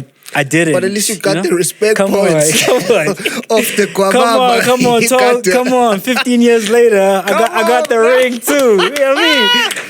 Come on. Yeah, let's go. That's kind of we've been That's kicking it fine. since. So you made her have to still come and say, "Come on, Ash, my nigga. Look, Yeah, he you did." know, come on. Yeah. I'm glad she So did. even too. there, you Yeah. still didn't. Come You're on. still not the one It's who crazy. locked it For a in. long time in our relationship, also like when we were dating, like she had let it be known that like she was gonna propose to me.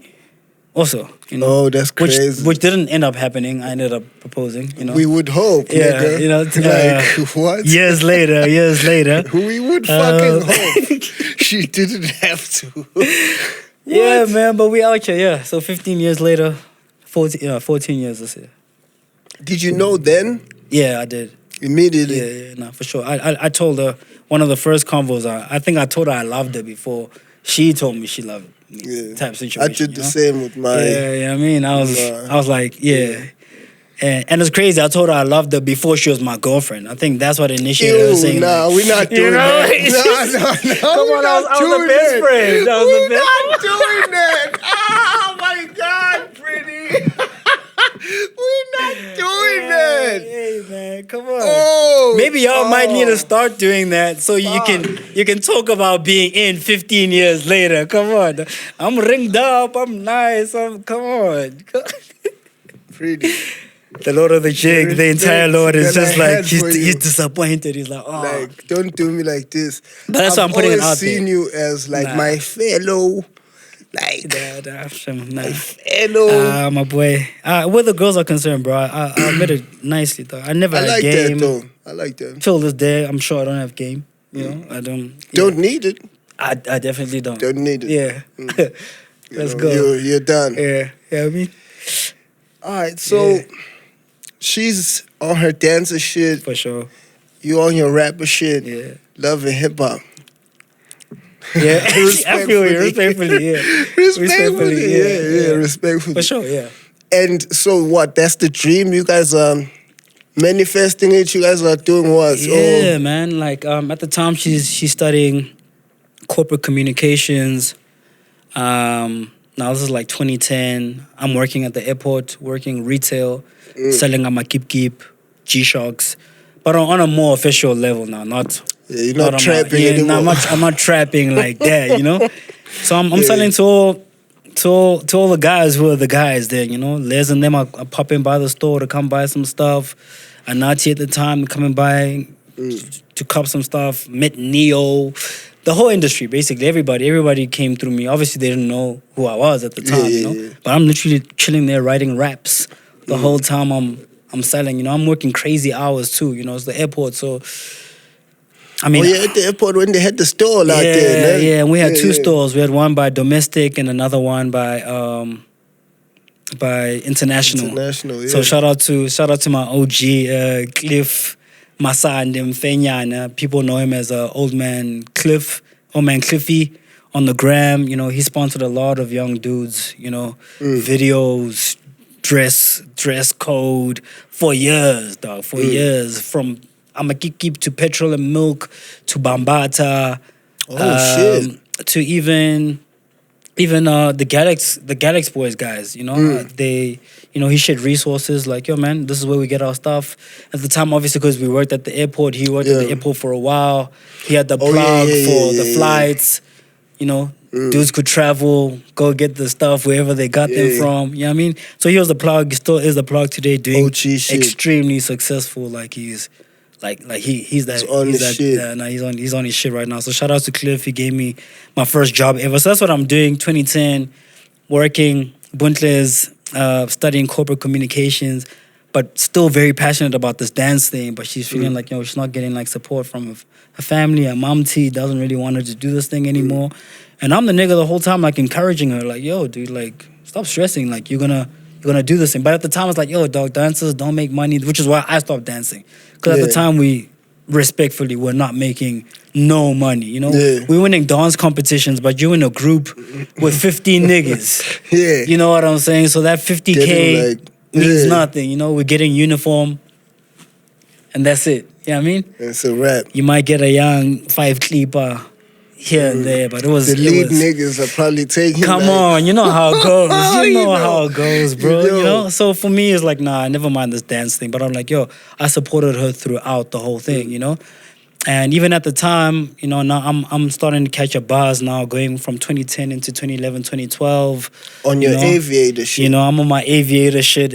Oh, damn. I almost never mentioned that. I forgot about it. Don't try playing. Oh, yeah. So they discovered me from Facebook. I was just dropping my joints on Facebook. And shout out to Brena Dos Santos, Angolan. Yeah, you know. Yeah. So he found out I was Angolan too. They paid me for my first feature. For real? Yeah, they paid for all my earlier stuff too, you know, from the drip to my music video, swag demonstration, love-hate music video, all them That's shits, how I you know? remember that you were on your aviator shit, because you were able to make your shit look good. No, for sure. And like, was, I had merchandise back come then. Up niggas, it was you know? like, yo. Now, for real, I was kind of looking, dog, high key, bro. Like, you know, I remember 2012, I'm meeting dudes, you know, I want Devu, MT and them at my Raza's place, you know, and these are dudes that are coming up to me. I'm pulling up there, Vele, in the BMW, Carapao, you know. Ghost. Come on, the Ghost, you know. So it's just like, I'm pulling up there with the merchandise. This is 2012, so I'm looking kind of official for like a lot of the gents, you know. So dudes are dabbing me like, you're on your shit, though. You know what I mean? So shout out to Aviator, man. They really helped got me. You up. Yeah, you know what I mean? Who was that you were rapping with on Aviator? His name was Sonic. Yeah. Sonic. He actually battled my Raza back in the day, he's the nigga I did the features. Yeah, did the feature on. Yeah, Gee, you're right, man. Did a joint with him and Trill. Yeah. That's actually how I heard of Trill too. Well, nah, I'd already heard of Trill from back in the day. Full Clip, even before Full Clip, because I knew dudes that went to Poch Boys, you know. A lot of them were my homies, so they used to tell me about niggas like Trill, Maclera. You know, I was hearing about Maclera from 2014, I mean. Fire. So, and then, and I mean, the idea wasn't at the time for me and B to be like the hip-hop couple or whatever. It was just like, yo, man, I'm pushing my rap shit, you know. I'm supporting you on your dance journey. And like I said, and because at the time I was kind of like official, you know, for like a lot of the dudes who are on the come up with me. Like, yo, man, this guy's got videos on Channel O, he's got this, he's got that, he's got merchandise, he's whipping his own. What's actually happening there, you know? So at the time, Buntle was known as Priddy's girlfriend. You know? Yeah. And now, like, for the large majority of the audience, it's kind of flipped. I'm like Buntle's husband. You know what I'm saying? Yeah. And it's like, and I think people think it's a issue, you know, and it's like, no, bro. I see them try to go at you on Twitter with that. And it's like, Come on, dog. That's like trying to go at ASAP for bagging Rihanna. I seen him And I try see to do them that trying to too. do that too. It's Like, you guys are You think you're ridiculous. gonna shame Come on. ASAP Come on, out of dog. feeling like he bagged Come Rihanna? on, Like, bro. you're You know what I wildin'. mean? Ah. But So, also, yeah. when you mentioned that, because I thought of that when you said she herself thought you were out of her league. Yeah. I remember when she was still known as everything is being spoken respectfully because Respectfully, everything yeah. sounds terrible. Yeah. When she was still known as Priddy Ugly's girlfriend, Yeah. I remember the first time she popped up like on Twitter, like a snap or whatever. I think maybe the gram was new, Sure. and then everybody kind of just gave her the come on, Started shitting this on her. is yeah. You remember that, Yeah, right? like, And it's crazy. A lot of those girls that were like shitting on her I know. were like some influencers today. I don't want to mention their names, but they know. Yeah. You guys know yourselves, and we still know who you are, and it's cool. Yeah, and that people, was crazy. They gave her a hard time. They bro, give you her know? it's like, oh, Priddy, this is what Priddy's Yeah. doing. It's I'm like- like, oh, they shitting on That's Bhuda. crazy. Like, You remember that? Yeah, I've watched Oh y'all's my whole gosh. journey. Yeah. that was some real shit, And bro. to see it now, like you're saying, being Yeah. like, it's like, yo, this Come is. on, you niggas. You guys You don't know niggas are what you playing. want. Yeah, you don't know what you want. You don't know know I what mean? you want, yeah. So it's like, that's why for me, it's like, people can talk about about the dynamics and whatever, and it's just like that's also the nature of relationships. It's like you're there to balance each other. You know what I mean? So sometimes I'm playing more of a role. Sometimes she's playing the bigger role. And today she's a far bigger brand than I am. And it's like, I think for people it's like a thing. And it's like, yo, Priddy. He's the whatever, like he's holding her back. He's the, she's the breadwinner. bother And it's just you? like, nah, not at all, bro. Nah, I can't not at imagine all. that Not at bothering you. all. Like, nah. especially for somebody you love. Like, Nah, seeing somebody you love go crazy is Keyword fire. is love. For me, Yes. that's exactly it, dog. It's like, yo, she needs to go up. I saw must people go crazy. trying to shit on me about like, yo, she's at the Rock Nation branch. I'm taking care of the baby or whatever. It's just like, are you guys ridiculous? Like, are you hearing Like, yourselves? also, I love my baby. I mean, of course, Fuck it's my yeah, child. I'm taking care Of of course, my baby. And we have those kind of conversations, bro. Like there was a time where she was working on some stuff. This is just before COVID, and she was working on this big production that she just started working on.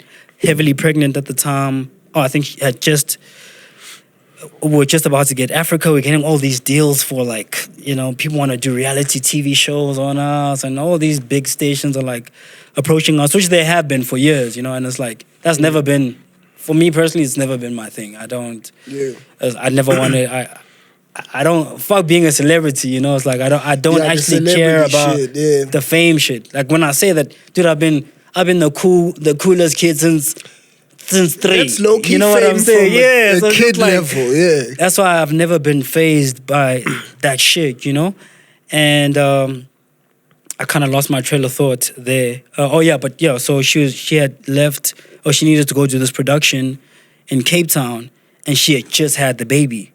No, I say the baby like it's not my child. Like it's not yours. Oh my gosh, my baby Africa. Just had I love you, Africa, Angel. yes. She just had Africa, and Shout out at to the time I was Africa like, also.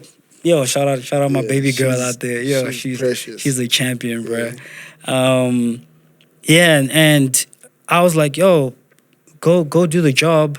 And she's as a mother feeling guilty about having to go to work 2 weeks after having given birth. Damn. And I'm like, at the time, like, things were more quiet for me. I don't want to say dead, but like more quiet for me. And I was like, yo, I'm here, I got it. Yeah, I got it, Fire. And I had moved to Cape Town with her, and half the time, Oh, that's fire. yeah, I'm staying in the hotel because like she has like 5 a.m. call time. She's coming back home, back into the hotel room after midnight. You're on your I'm taking daddy care shit. of like a newborn baby. You know what I'm Damn, saying? nigga. And it's like without people seeing it online, it's like I'm dealing with it like in real life. So it's like I have my baby strapped around me. I'm hitting the Cape Town streets. You can see there's footage of it online. I'm going to Weinberg to go see Youngster, going to go like buy merchandise out there with my baby strapped around me. And like, that niggas looking at me funny. Like, That's fire, nigga. like, yo, dog, like, That's super so much fire. so that a lot of people, who didn't know of me, like, will be speaking to me. Some people will meet me at the hotel, like, oh,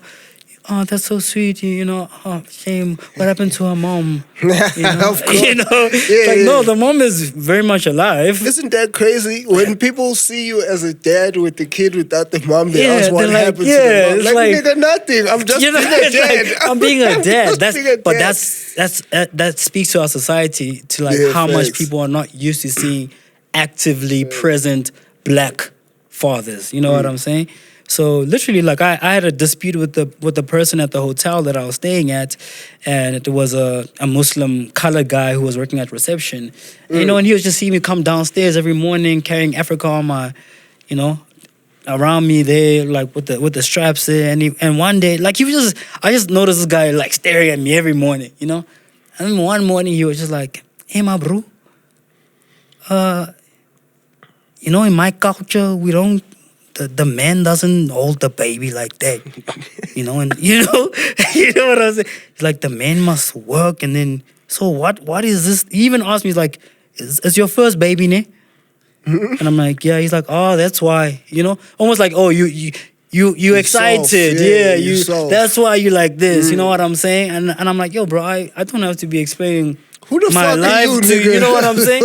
But this is the guy who's working reception in the hotel that we're staying at, and it's Imagine. like, and I'm arguing with you about like me taking care of my kid, and he was like, nah, in my culture, the Muslim Nigga, man fuck doesn't your do culture. fuck your culture. You know what I'm saying? Respectfully, Respectfully.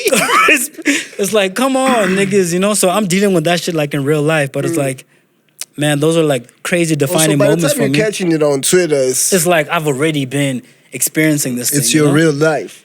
And B gets done with the production. She didn't get done with it. Eventually, like, they have to pause the production because now we're getting into COVID. We come back to SA. And look, we come back to Josie. And I'll be honest in saying that, like, even though I was taking care of my daughter, there were times where, like, it actually really did take a toll on me. But that's because, like, for the first time in my life, I'm actually caring about, like, what's happening, like, online. Not what people are saying about me, but it's like, I'm in the hotel in Cape Town. I'm watching niggas move. My niggas are in studio sessions. Yeah. You know, You this can nigga, kinda feel you it know what I'm too. saying? Yeah, This yeah. nigga here is out there with WizKid out here. Herc is doing this. Wichi's doing that thing. That was me Cloud, out you know there what I'm with saying? WizKid, No, no? but before that, high key, no, I'm don't be fucking like that. No, I wasn't speaking about you. No, when I was talking before that, Wichi was actually rolling with WizKid, and how that had happened.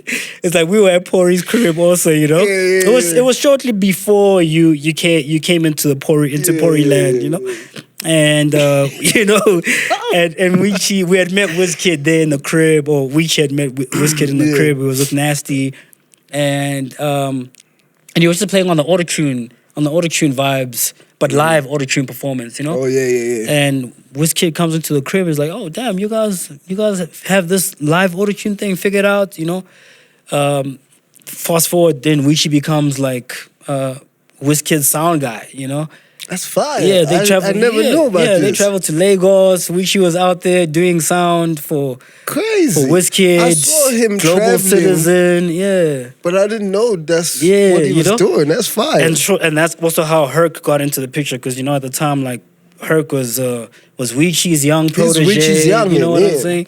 And that's how he got introduced into the Pori mansion. So I'm looking at my niggas like yo, Wichi's out there, they're Getting doing the busy, WizKid yeah. thing, like my nigga Clyde's out there. Niggas Oh are yeah, he niggas got are the Wiz moving, feature. you know what I'm saying? Oh, that's the nigga you're talking yeah, about. My you know bad. what I'm saying? Yeah, so I'm that like, was oh fire damn, too. dog. Cousins My, with Wiz. yeah, I mean, That was fire. my niggas are moving. I'm in the hotel. Playing Like daddy. I'm not progressing, So it Damn. did have me feeling like some type of way. But obviously you had to do your own introspection, and I had to go through it, learn through it, and grow through it, And then we got into COVID, and then and everyone is where we're at now, The production is what? The movie? Yeah, the production was, what was it? Hear Me Move? No, not Hear Me Move. Jiva. Yeah, On yeah, Netflix, yeah, So yeah. shout out to Jiva on Netflix. So she was a head choreographer on Jiva. Yeah. In fact, she was supposed to be casted in Jiva, but she was pregnant, and so she's like, nah, I can't. I'm not gonna do that. They're like, all right, cool. We'd still love to have you be part of the production. And, Didn't she play and she a came judge through on as it? yeah. So they ended up having her Yeah, eventually, yeah. you know, as like as the judge, you know. You know, shout out to Candace. Candace was featured She's was on one of the there, stars right? on the Yeah. thing, you know. So B was doing her thing there behind the scenes as well, also in front of the scenes. Yeah, man, and I was on my daddy Bossing up. daycare. Yeah, I mean, bossing up. Yeah, That's fire. Yeah, man. That's to be recommended. Yeah, That's to be 100%, bro. commended. Yo, Excuse my yeah. English. Nah, for real, you know. It was a beautiful time for me also, you know. Like I said, outside of the being online, because I'm in the hotel 100%, the only thing I really have is like the Wi-Fi. Yeah, on some days I try to step out the hotel, go out with my daughter, but it was kind of like awkward, you know. I got to experience things. And this is something I actually want to say out to directly on camera, you know. Like if you see me out and I'm with my family and I'm with my daughter more specifically, I'm usually the type of guy who would take pictures with anybody, anytime. You know, like I'm always down. You know, I won't say no, but there are three specific places that I do not want to be taking pictures with nobody. Number one is at a funeral or at church. I'm not, please, respectfully. That's crazy, right? And with number one, I actually add weddings at the same time. You know, many times me and Buntle have been to like a wedding where. And that's not to toot our own horn and to be super superficial and vain, but like we take attention away from like the couple, you know. Now we at From their the wedding, you know newlyweds. what I'm saying, and like everyone is taking pictures with us or like focusing on us and like running towards us, and it's just like, yo, guys, like it's not our day. Yeah. Don't make it about us. So.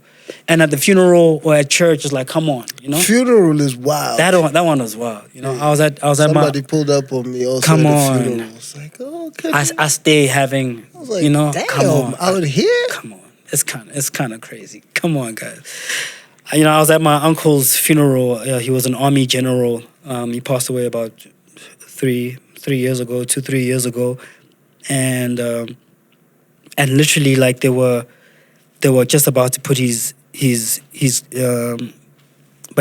box in the ground, and we had just arrived from wherever we had arrived from, and the military, because he was part of the military, so a lot of the guys who were from the military camp were young guys, young recruits who had just joined the military, so they needed to be there.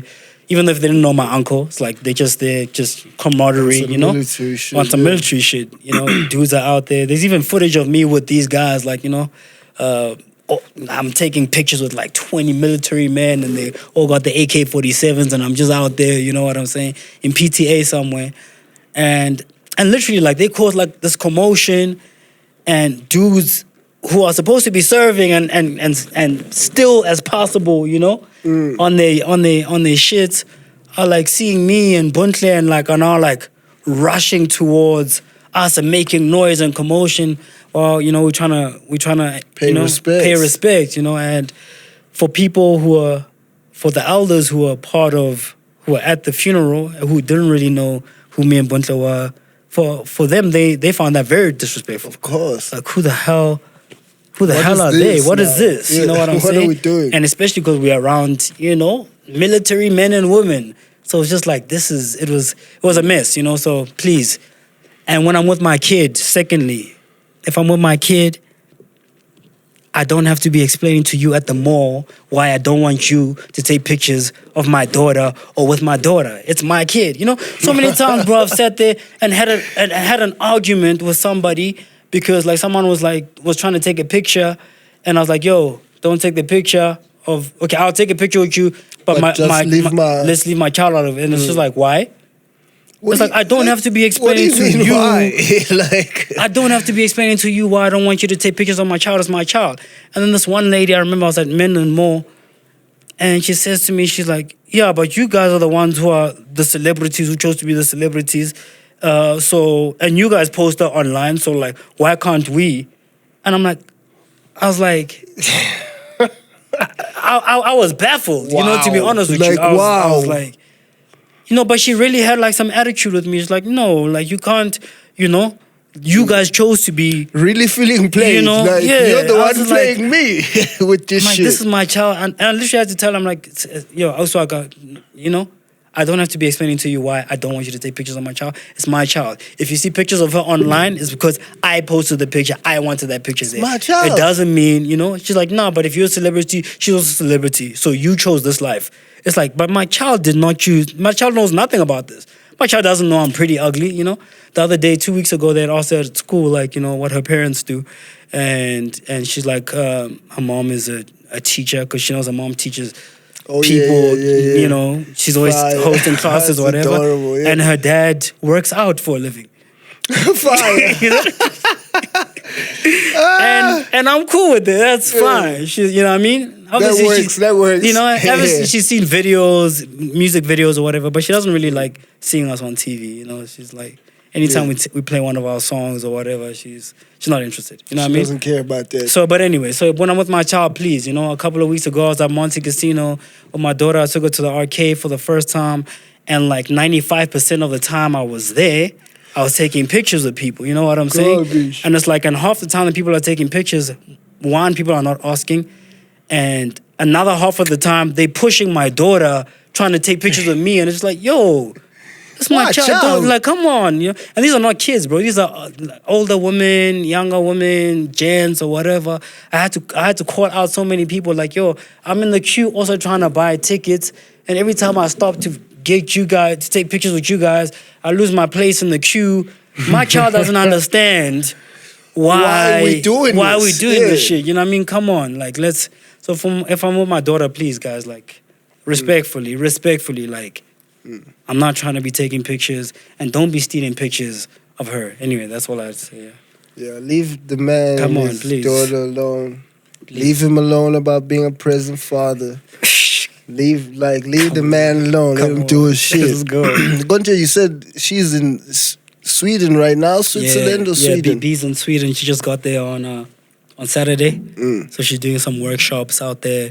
When she comes back, she's going to be in Rwanda. She's all over the place. This year alone, she's been to like 5 countries, been to the States twice. Rock Nation branch out there, killing it, That was fire too. Yeah, she's doing I actually want to have her on Choppin It. Yeah, so, she'll come and tell you about all that. That's why I don't want to speak about her stuff. Yeah, because she's culture too. For she's sure. very much culture. For sure. What your breakout pop off project is You Don't Know Me Yet. Yeah. That's 2015? 2016. 15? Yeah, is it 15? I think 16? 16, yeah. Ooh, 16, yeah. It could be 16. Yes. Because I dropped Bula Boot and Cocaine Ghost that were on that project in 2015. But the project only dropped 2016, Yeah. Fire debut. Yo, we call that a debut, yes? That is your debut. Well, I mean, I had a mixtape before that, 2012. But it can't be found online because I'd uploaded it on Tweet My Mixtape. Yeah. And that's website long disappeared. You know what I mean? So You Don't Know Me Yet. Yeah, You Don't Know Me Yet. Yeah. I still remember how much I used to jam that shit. Shout out, man. I was super happy for you. Yo, thank you, bro. And then another thing I remember is I hit you up crying to do the Bula Boot remix, and you were like, yeah, but I sent you the shit and you slept on it. No, facts. No, but facts, yeah, facts. Oh shit, you just reminded me, yeah, for real. Like, I sent you the shit and you slept on it. 100%, and it's crazy because I was getting ready to do the Bula Boot remix, and you were one of the people I sent it to, and you slept, and then I just never did it, and then Trilly was like, yo, bro, we need a Bula Boot remix. And then Trilly was like, yo, bro, we need to get Kid X on it. And I was like, yo, man, that would be fire. Like I said at the time, X was my favorite rapper. And I think Trilly tried to reach out to X for me, and then I don't know, he never really got a response. It was just taking time. And then I reached out to X personally, This is also something that people don't know. I reached out to him, and he was like, yeah. He was like, yeah, he'll do it. I asked for his email or whatever. He sends it or whatever. I send him the beat. And at the time, we had a mutual friend named Mandy. You remember Mandy? Yeah, shout out to Mandy. One time, she was doing that podcast with Nota a while ago. Yeah. And then X just kind of just stopped responding to like my DMs. I'm like, I'm trying to put this remix out. And it was kind of awkward because, you know, at that time they were shooting some cast time videos. It was one of the videos was my ease, not a Gecko Coco. There was another one, man. There was another video. There was another video that they wanted Buntle to be a part of, and X had reached out to Buntle to come be on the video on a personal level. and I hadn't been able to reach him. You know, imagine. And then I spoke to Mandy because Mandy was like, "Yo, bro, we need a remix for this song," you know. And I was like, "Yeah, dog, I sent it to Kid X. He hasn't been responding to me for like weeks." And she's like, that's weird. Let me reach out to him, you know. Because she's like, "Yeah, I know X. You know, yeah, I know Zinga, I know X, I know all the guys." I'm like, "Oh, sheesh, okay, cool. All right, cool. Reach out for me." And then she reaches out to X, or she tells X, and then X was just like, I should tell him my phone doesn't work, you know. Oh, yeah, you know, my phone stopped working or whatever, you know, some shit like that, you know. Did you like that? And I was like, you know, and I was like, oh, okay. But that same phone is getting used, you know, to reach out to wifey. To reach out to wifey for the video. Out of hand out here. So, yeah, you know.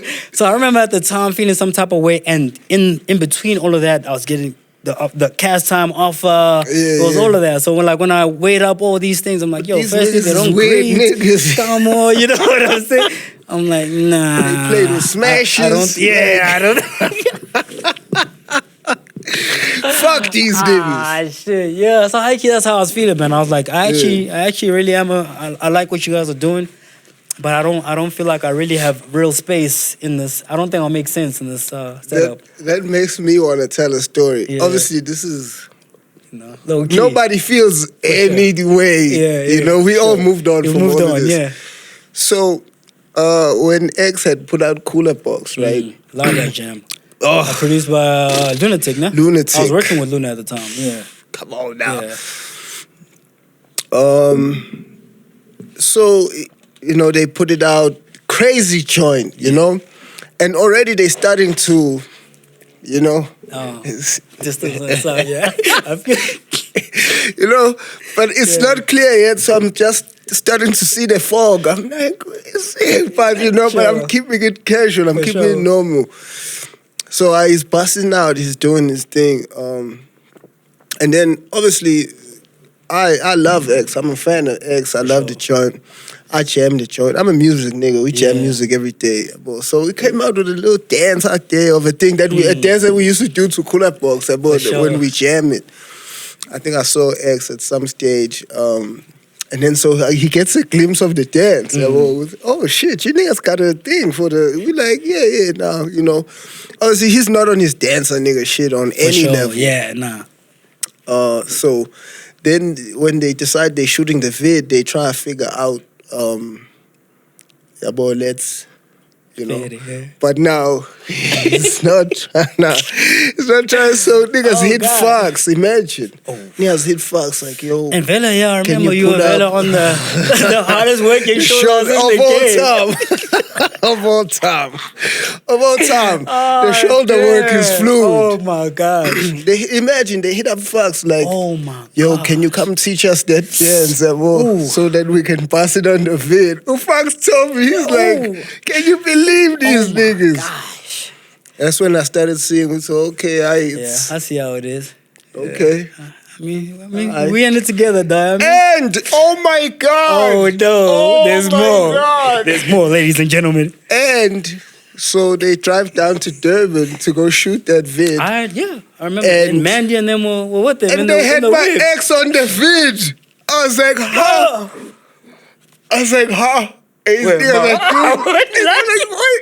what's happening right now? Oh my gosh. But I shouldn't be telling these stories. It's not about me. I think that was the time, Vela, when Mandy was like even telling me, she's like, no, I spoke to X. I'm like, his phone is, she's traveling to Durban with them. They were moving different then. You know, it's all love, you know. I mean, we out here. Yeah, it's all love. We've grown from there. Let's go. That's crazy. Wow. Super wild. Okay, so that puts you on. You don't know me yet. Yeah, you don't know me yet. Cash Time starts calling. I started getting offers from everybody, really. You know, Ambitious Entertainment were one of them. You went also. straight to Ambitious after that. Yeah. Shit, yeah. Yeah. So they came at you Yeah. where they from that. Yeah. So yeah. when they reached out, they still had Reese, all the homies, you know, and they were working with Buntle at the time. Buntle was Jose wanted the rappers to start, or the artists to start having like choreo and like just having more stage presence, Great just generally, idea. you know.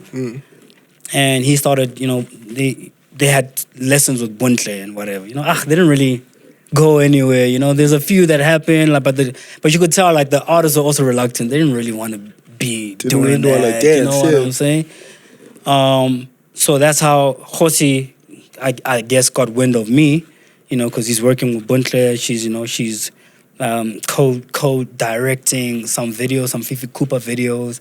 I forgot which one it was, but they had Kusheshes in the video, MT's on the song also. It was an MT and MT and Fifi joint. MT Fifi, yeah, that's probably... Yeah, I forgot the song though. I definitely forgot the song. What was that song? Yeah, I definitely forgot it. Whatever that song was, yeah. So that's how Buntle got into the picture, and then like, you know, so I just so happened to be in the same spaces as them all the time, you know? Yeah, yeah. Even though I'm like, I'm in my own corner, I'm doing my own thing, I'm either chilling in the whip, whatever, while they're doing their things at rehearsal. And then eventually, I guess, you know, the OG, in that time, I was cool with Reese, you know? And we weren't cool as in like best friends or anything, you know, but he used to reach out on Twitter. I'd reach back out. And I reached out to him for a joint. We did the song called Pray that I had Oh yeah, that was Shane Eagle and Reese on. So that was on You Don't Know Me Yet. That was on You know? Yeah, but I need to go back before on I had that one, I had the same song with Trill. And oh shit. I did the joint with Trill, and I didn't like it though. I just felt like it was just too rappy, bro. Like my idea for the song was not for it to be like a rappy ass joint. So it was like me and him was just like rapping, dog. And I was like, oh nah, this is just not the one. there's just too many raps on this. But we dropped it, you know. So I dropped that on the original. Okay. Yeah, I dropped that on the original. You Don't Know Me Yet, which was like a 9-track, and then I dropped Deluxe that had Double HP, the remix to Pray with Reese and Shane Eagle. And at the time, Reese wasn't allowed to do any features because he had just signed to Ambitious Entertainment. He wasn't doing no features. You know? Ambitious wasn't playing by the artists. But they let him do the feature with me. Fire. So we were cool. And then shortly after that, they started speaking to me about like joining the team as well, you know. And Jose and I would have like some meetings, and we met up a few times. And then eventually, like, I think he just got like, at the time I really wasn't trying to sign. I was on my super independent shit. Now this is post You Don't Know Me Yet.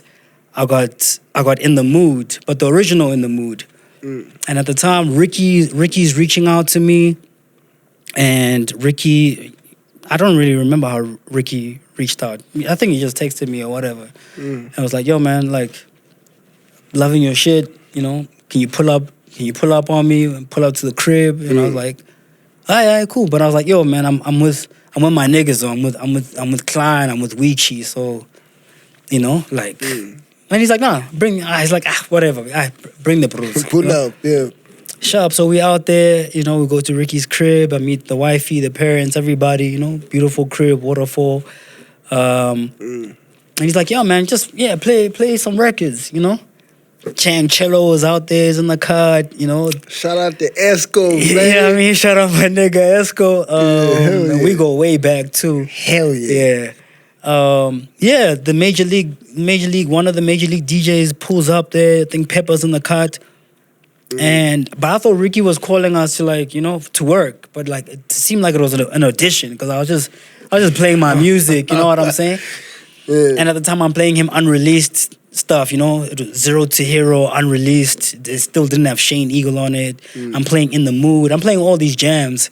Tela, you know, Smogolo. So I have all these joints. And then I play In the Mood. And Ricky was like, you see this one? That's the one. Yeah. Poison, this is the one. Please keep this one. yo, keep this one on the side, you know. So like, all right, cool. For sure, he's like, nah, this one is the one. Trust me. Ricky leaves the country. He goes to LA. He goes to go shoot these Fairfax videos. And at the time, bear in mind, I'm putting Ricky on to like Clyde music. I'm putting him on to like the Frank Casino. This is before the whole thing, you know. Yeah. And it's just like, yeah, I mean, you know, he's listening to the boys, but he's not really. He's not really passing the move. He's not really there, you know. All right, cool. He goes to LA. He's doing his thing with Fairfax, and I'm disclosing this because there was a public issue that we had with Ricky. Okay. I was on the Sobering podcast, and they were saying some stuff about Ricky, and God rest his soul, you know. Of course. You know, love to my Carter for real, you know. Of course. After this situation, we grew a stronger relationship. Yeah, but like they had mentioned some stuff about Ricky, and I was just like, man, I'm not feeling the dude. Yeah. Like what? Like what do you mean? That's crazy. You're not feeling like, and I was just like, no. Yeah. I mean, that's your guys' yours, Lord. experience, you know. But for me, like, Yeah. I mean, I'm good, you know. I'm chilling on that nigga. Yeah, I mean, Should I assist you? yeah, please assist me. Make it There. simple. Come on, Jack. I don't know where I keep putting this tab. No, I got you, know, I got you. shout out. Yeah, so I'm like, dog, Ricky, that's yours, Lord, not mine, you know? Like, hey, break it down, you know? I'm like, nah, dog. I mean, I was pulling up to Ricky's crib. You know, I played in my joints, you know, he flogged at the joints. He was supposed to hop on In the Mood, you know? He was in LA, he told me, he's like, thank you, my nigga, you know?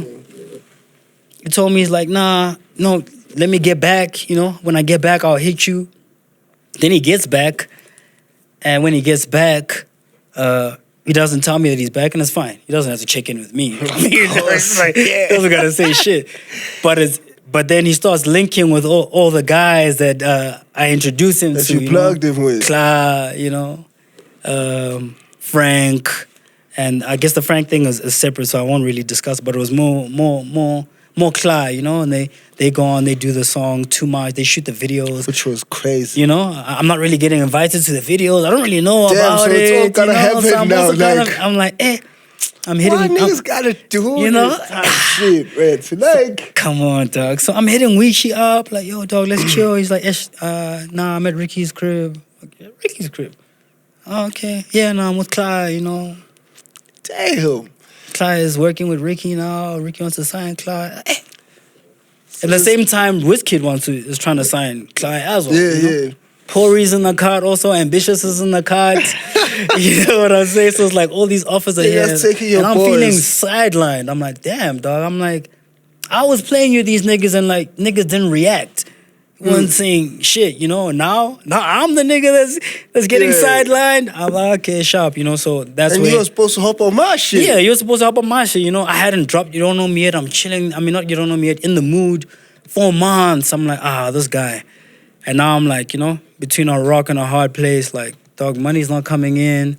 Sure, I'm getting some shows here and there, but I'm not enough to, like, shoot a music video on my own. Don't have management. Don't have any. I'm doing everything on my own. And that's when Ambitious comes into the picture.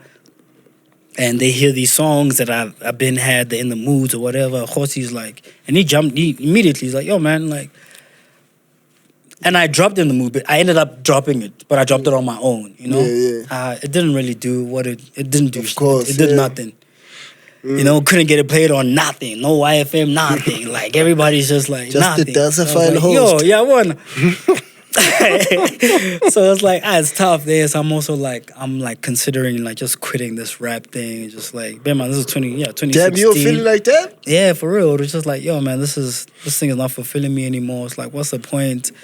I'm struggling out here, you know?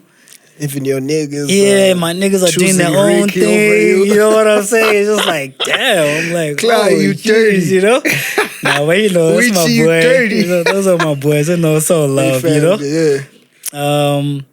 Yeah, then eventually Clyde ends up signing to Ambitious. to before Ambitious. Yeah, he signs to Ambitious just before me. Just before. It was like maybe He also got snatched up from Pori. yeah, from Pori, from Ricky, that whole thing, you know, which caused a little bit of some tension, you know, but I won't speak on him. Maybe he'll come and speak he'll about come it. You know what I also. mean? Yeah, Clyde coming on Choppin It, ne? come on. You know what I mean? I see Clyde's getting ready to drop some shit, so look out for some Clyde shit coming soon.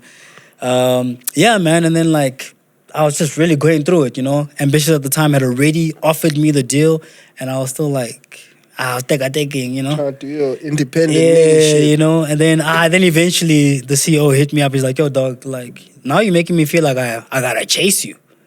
And I'm not gonna do that. So this is the last time I'm offering you this deal. Take it or leave it. At the same time, I still had that cash time deal pending. Bear in mind, I never responded. I never got back to Tabiso and KO.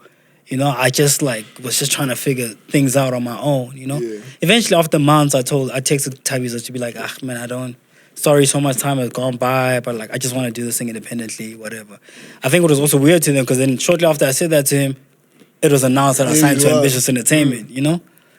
And we haven't really spoken since, myself and Tavi. So, yeah, now I'm part of Ambitious Entertainment because, you know, like, not to say I got strong-armed. He was just like, yo, bro, I'm not going to chase you. This is the last time I'm offering you this deal. And then eventually, I'm consulting with my team, B, like, yo, man, I don't really want to do this thing. I don't really think it's the right thing, but like... I don't know what else to do, you know? I don't know if you remember, but you also had that convo with me as well. I think it was the time I had come around. 24s? Yeah, probably. Yeah. It wasn't even 24s. Who was living out there? Was that? I can't remember. In the mid? Yeah, in the mid, somewhere. Trapping in some other handle out there. I think it's the old 24. I think trap it house. probably was 24's trap house. I wasn't that close with 24. Yeah, you weren't, yeah. And I think I just put out Get 'Em at the time. I think I played your Hella Man and whatever. And Hella Man was my favorite shit, all dog. time. Oh yeah, and we're chopping away in PTA, man, with Mick Beats' plays, because you told me about the Ambitious that you're about to lock in and for whatever. sure. And Damn, dog. Actually, you've been around through all the. Yeah, actually, you've been around. God damn, dog. Jeez, the Lord in real life, dog. Come on, jeez. Shout out, my nigga. You're actually the Lord in real life. God damn. Yeah, let's go. Let's get it. Time, yeah. Yeah, man. So I ended up. In there. Yeah, I ended up signing, and immediately, just before I signed, then recent them leave like a week before. Oh yeah, now Pambana with those niggas. now Reese, Benchmark, all the dudes, you know, they leave, and the Ambitious, you know, the CEO was like, yeah, man, like, so I'm also feeling some type of way now. I'm like, I don't want to get into this situation now. Look what's happening with these bros. And he's like, nah, what happened with those bros, that's their own journey. What I'm trying to do with you, you know, trying to partner up, trying to build with you. I'm trying to, you know, so I went in there like, okay, man, this guy's treating me like I'm a boss, you know. It's like, yeah, you don't sign Priddy Ugly. You partner with Priddy Ugly is what he says, you know. So I was like, all right, cool. So then I signed, and immediately, I wanted MT honestly on In the Mood. In the Mood, yeah. I didn't really know Saudi at the time. I'd never met him, you know. And he's like, no, I think I think the Saudi guy is the best. And at the time, he was singing Saudi's praises. You know, he said this to me, and I'm gonna put it out there. And Khotman, you know, if you see this thing, I don't think it's anything bad anyway. But he had told me, he's like, yo, he could lose every single person at Ambitious Entertainment, and if he had to keep one artist, it would be Saudi. That's crazy. Yeah, and that was in 2016, 2017. You know, but at the time, he was speaking about Saudi's him like no, that, of course, though. no. I mean. Come on, you know. I got to find out. At the time, I didn't know. I was just like, okay, sharp, cool. He sends me back to Saudi. I send him the beat. Saudi hops on almost immediately. They send me back the song the next day. 2 days after that, we're shooting the video. A day after that, he wasn't playing. A day after that, we dropped the video. So this song that I've had for the last 8 months that I wasn't able to do nothing with, nothing, you know? The same song, I don't even think I changed my verse or anything, you know? We just put Saudi on the thing. And the next day, you know, Channel O was playing it. MTV Bass. And it was going crazy. Everywhere, you know what I mean? YFM, you know, Saudi dudes are big, you know what I mean? And I remember even like Hosi even speaking to me, he's like, hey man, like what did you do to these people? He's like, yo, because he's like, they playing the song and I didn't even submit the song to these people. I'm like, oh, word. He's like, Fire. but that he was using that to show me the power of like just signing to Ambitious Entertainment. He's like, yeah, just off of that alone, sometimes it's not really about the talent. It's just about like who you're affiliated with. So you may find that you've had hits all along, but it's just like you've needed, Just you someone just needed to say, someone to be. I mean, jam him, yeah. and that's basically how I got into the situation. And then, shortly after that, we dropped Tsela. Fire too. Came Yeah. in there on your squad, on a crazy level. Come on, we wanted to do something like very, very like different. Because at the time, really, what I wanted to do is like, I wanted all I was treating rap like an actor playing actor roles. Fire. Like on one song I'm gonna be as Kotanya, on this other song I'm gonna be this, on the other song it gives me like it's like I'm playing roles. I get to play different roles in my music, So I think maybe on the outside looking in, it's like, yo, this guy is Kotanya, what's happening? It's like, yo, guys, come on, it's a character. Fire. But it was at the time it was going up, but also for Khosi, because at the time I wasn't crazy about Tsela. But that's because there was an original version of Tsela. It was like more rappy. The chorus was still the same chorus. But I was kind of like barring out on the verses, and like Khosi was like, nah, we need to. Hey, this thing Slow it of rapping too much. Hey, you rap too much. Dog. He held you down on that. He was like, hey, he held you down. Hey, you rapping too much. Shout out to Khosi, he's a real one. He knows what he's talking about sometimes. He was even the one who was like, but shout out, he does, respectfully. And he was like, nah, man, we need some more Nguni on this one. He's like, I know you Sotho speaking, but we need like, And I was like, dog, I don't speak Zulu. I don't really speak Xhosa. He's like, yeah, we need those ones. Do something. I think that's why even if you hear the verse, dog, it's just like, yo, I don't remember how it goes. Nyahlu pega, ama pu lega. So at the time it wasn't really my thing, Yeah, you're just touching it. But it went up. It did what it had to do. It did. Shortly after we dropped Zero to Hero with Shane. It also did what it, but at the time I was already, so crazy. Yo, shout out, Crazy. that was also an era, That was fire. That was definitely an era. And at the time I had YC on the song before I had Shane Eagle on the song. Zero to Hero? Yeah, Zero. Crazy. On the deluxe version of Egypt, I dropped the version with YC. But that's because like on the original version, YC wasn't gonna be around to shoot the video, and I needed the video shot ASAP. And Shane was around; he was my guy at the time, So I'm like, "Yo, man, let's shoot." He came through. We dropped the song. By the time I was dead too. he killed it. He dead. He killed it. I mean, he was in his bag. Yeah, come on. As far as my streams go, also like Zero to Hero is still like one of them joints in my top 5 most streamed songs. Fire. Period. Fire. But at the time, I started getting like a little bit disgruntled with Ambitious Entertainment. I felt like I wasn't getting the support or the push I felt I deserved. I remember when we dropped Egypt, that week alone we dropped 5 albums from Ambitious Entertainment. Oh yeah, I remember that issue. That's when Ambitious had gotten like it was super crazy. Big. Yeah. It was myself, thousands of niggas. La Sauce, I think CC at the time, Drugs Inc. dropped. Yeah.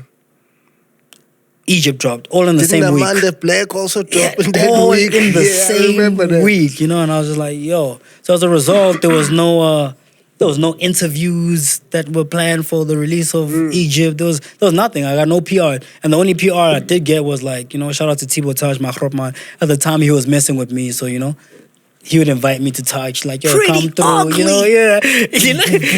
Taj, shout out my OG Taj. He had me and Java out there doing freestyles. He was calling me every week to come do freestyles out there. So that was literally the only promo for the album. And also the other issue that I personally started receiving with the album was it dropped just after Reese and them had left, and Fifi Cooper, and there was that thing online about like, yo, we're not gonna support this guy. Yeah, the PR also was crazy for Ambitious. So it was just like, so people were out there on Twitter having me like, no, we're not gonna support you. That's a far house. We're gonna fagaza the thing, which is actually interesting because when we dropped the video for Zero to Hero that premiered on Live Amp, Live Amp usually has the hashtag of the song, hashtag Zero to Hero. They had it there as hashtag fagaza. They had the song saved as Priddy Ugly, Fagaza. Because at the time, everyone was saying Fagaza. And I remember having issues with the CEO, and I remember even tweeting. At the time, I was very active, like on Twitter. I was like I was talking about payola. I was talking about all that shit. So even live amp, I was like, yo, you guys dare do that to me? Like the first time I get an official release with you guys, you don't even get the information right or whatever. But Jose was also like calming me down, like, nah, man, just relax. It'll all, it's fine. Even if they don't want to download the album, as long as they have the album, they're doing PR for the album irrespective, Because I was like, yo, dog, let's drop the thing, And at the time, Data for a host Fagaza, the link was sitting on plus 100K downloads, and I was like, "Yo, bro, like this could be streams. Like, what's happening?" And he's like, "Nah, it's fine. Don't worry. As long as people have, So at the time, I was upset, dog. I was upset that I felt like I wasn't getting support from the team. This guy's letting these dudes pirate my stuff at the same time. I can't reach him on the phone. He's a busy guy. He's barely in the country."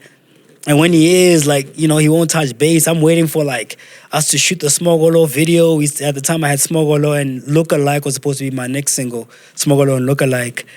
And he was like, yo, these songs, Smogolo, Lookalike, they're going to change your lives. Smogolo, crazy. And it never reached, thank you, bro. It never reached its potential. I didn't understand. Yeah, I never did. Because I ended up dropping it on my own. I'd left Ambitious at the time, Yeah, then I got the budget from Slicker. Shout out my OG Slicker. For real? Yeah. On what grounds? No, I think at the time it was I was doing a Bacardi campaign. Okay. Shout out to Slicker, but the person who actually put my name through for that Bacardi campaign that was happening was Nadia. And at the time, I didn't even know Nadia knew me like that, And Slicker was like, yo. Shout out to Nadia. Because they were like the previous, I guess, ambassadors for Bacardi the previous year.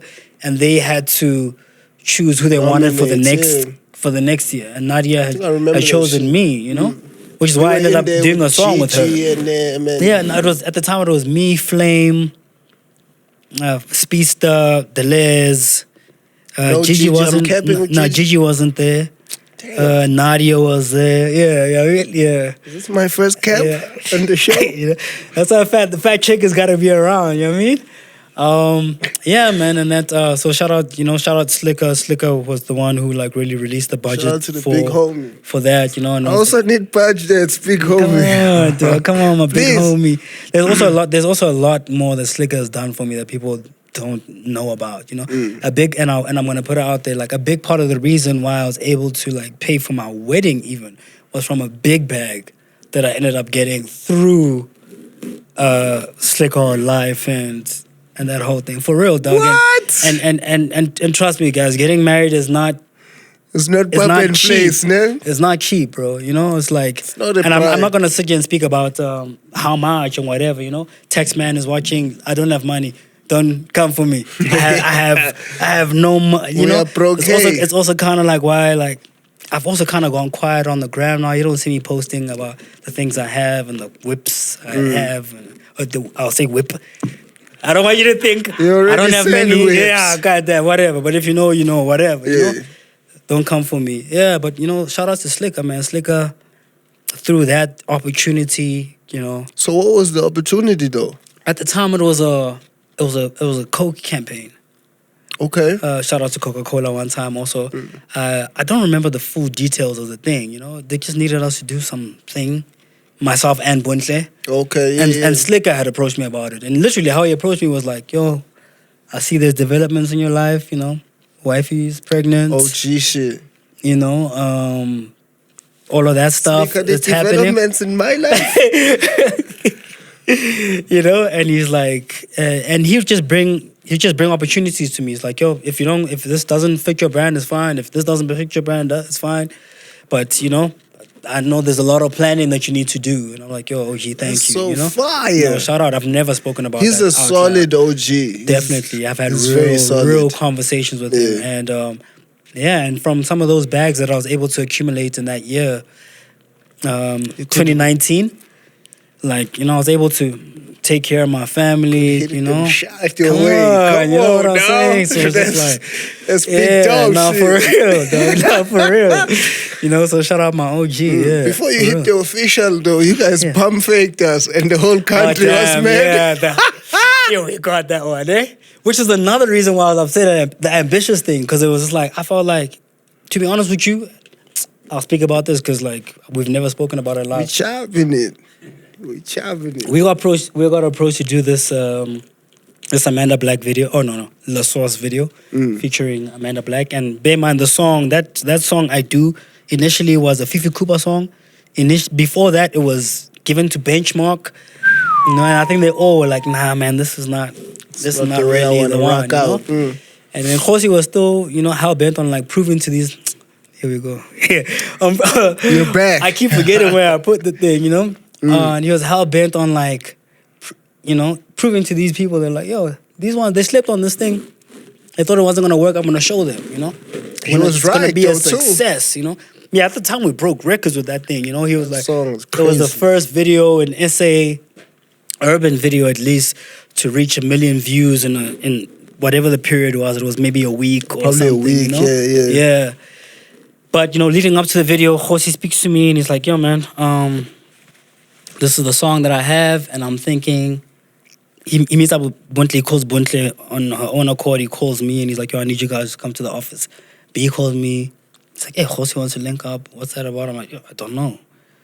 It sounded serious, you know. He meets up with us wherever we meet up. At the office. And this is how he says it. He's like, "Yo, so I want you guys to get married, but on TV, for TV." So we're like, "What?" And he's like, "Yeah." I was like, "Okay, what do you mean?" You know? Then he breaks it down. You know, it's like, "Okay, cool. I got this idea. This is a song. It's gonna be a La Soul song. She's this new artist that I just signed.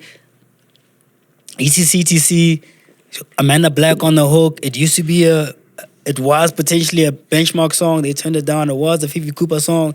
She didn't want to drop it. Excuse me, guys. My body's going through it, but I'm feeling a lot better, you know. I told Zinga before we start this, I'm like, yo, sometimes, when I'm feeling a little ill, sometimes you just need good energy, though. Sometimes that's all you need. Sometimes you just need the sun to set a little bit. Come on, I'm alive now, you know. If I'm still looking dusty, harder, you know. But I'm definitely feeling better. Yeah, man. So Khosi's like, yo, so this is the video. This is how I want us to do it. Like, first we're gonna just post an engagement ring. That's it. He had it all figured out. Engagement ring is like people are gonna go crazy. Congratulations, what. Next thing we're gonna post wedding pictures. It's like, oh sheesh. Next thing, you know, everyone's gonna congratulate you. What. We let them simmer in that for like a week. You know, let them talk about it. The next week, we dropped the music video. You know, B turned it down. She was like, nah.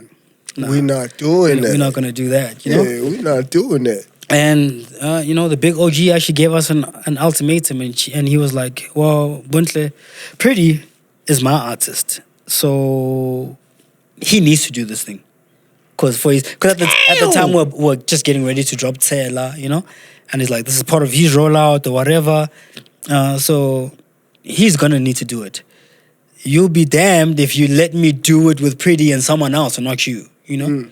And he was like, at the time, you know, he's like, maybe we could get Boy T to do it. Maybe we could get what it sees, you know. It wasn't going to have the same impact, you know. But like, you know, so. But now, can you imagine for wifey? That's like. Yeah, you know. But he was like, "All right, cool. I'll let you guys think about it and let us go home." And you know, we spoke about it. We spoke to the family about it, you know.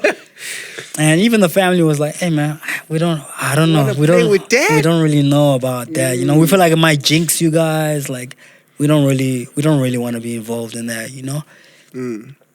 Me and Buntle, made the decision. We're like, "All right, dude, let's do it." You know, did it with no pay, no nothing. We just were part of the video. They paid for the video. We just had to be there, you know. And everything happened the way it did. Like, yo, we're trending for weeks. Yeah, we're just characters, you know. Damn. And it's trends, you know, congratulations everywhere, etc. Eventually the video drops, people find out it's a video, and we get flack. You niggas from everybody, you know what I mean?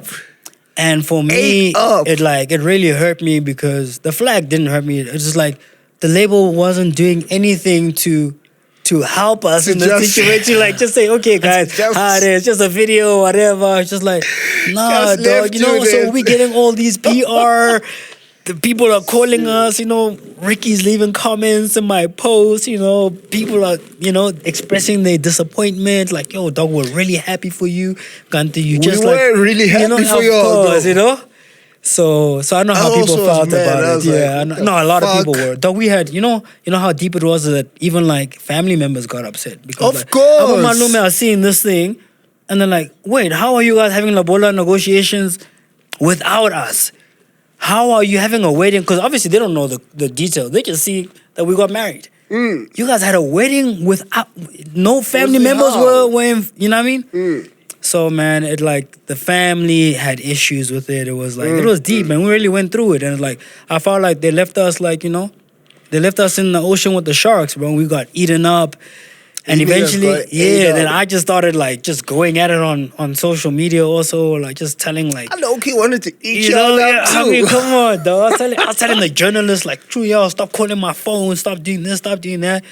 And then I think also, like, when you also kind of try and show that you're above the industry, then people are like, oh, so you're saying. Told you? Oh. So as a result, we eventually drop Egypt, and then there's no industry support. There's nobody. Yeah. There's from media to my peers to, like, I was just like, damn, dog, this thing is not, And at the time, I can't get a hold of the CEO. He's not speaking to me. Not taking that call. He's not taking my calls. But it was also kind of weird because, like I said, he was still in business with Buntle, so he's still communicating with Buntle, but like. I Niggas can't keep reach doing him, this thing of talking to your girl and not talking to you. Like, yeah, and I've been through that one. You've had to- and not just with them, like so many dudes in the game, and it's cool. I bear no grudges, like I did niggas like in the touch DMs, on that, but then I yeah. didn't. I was Yeah. like, oh, do I? No, but that's a But real I chat don't. though. Yeah, because it's That's like, a real chat. I've seen niggas like, Of course, my nigga. you Yeah, can come tell when on, niggas are like invested. Like, I'm on, dog.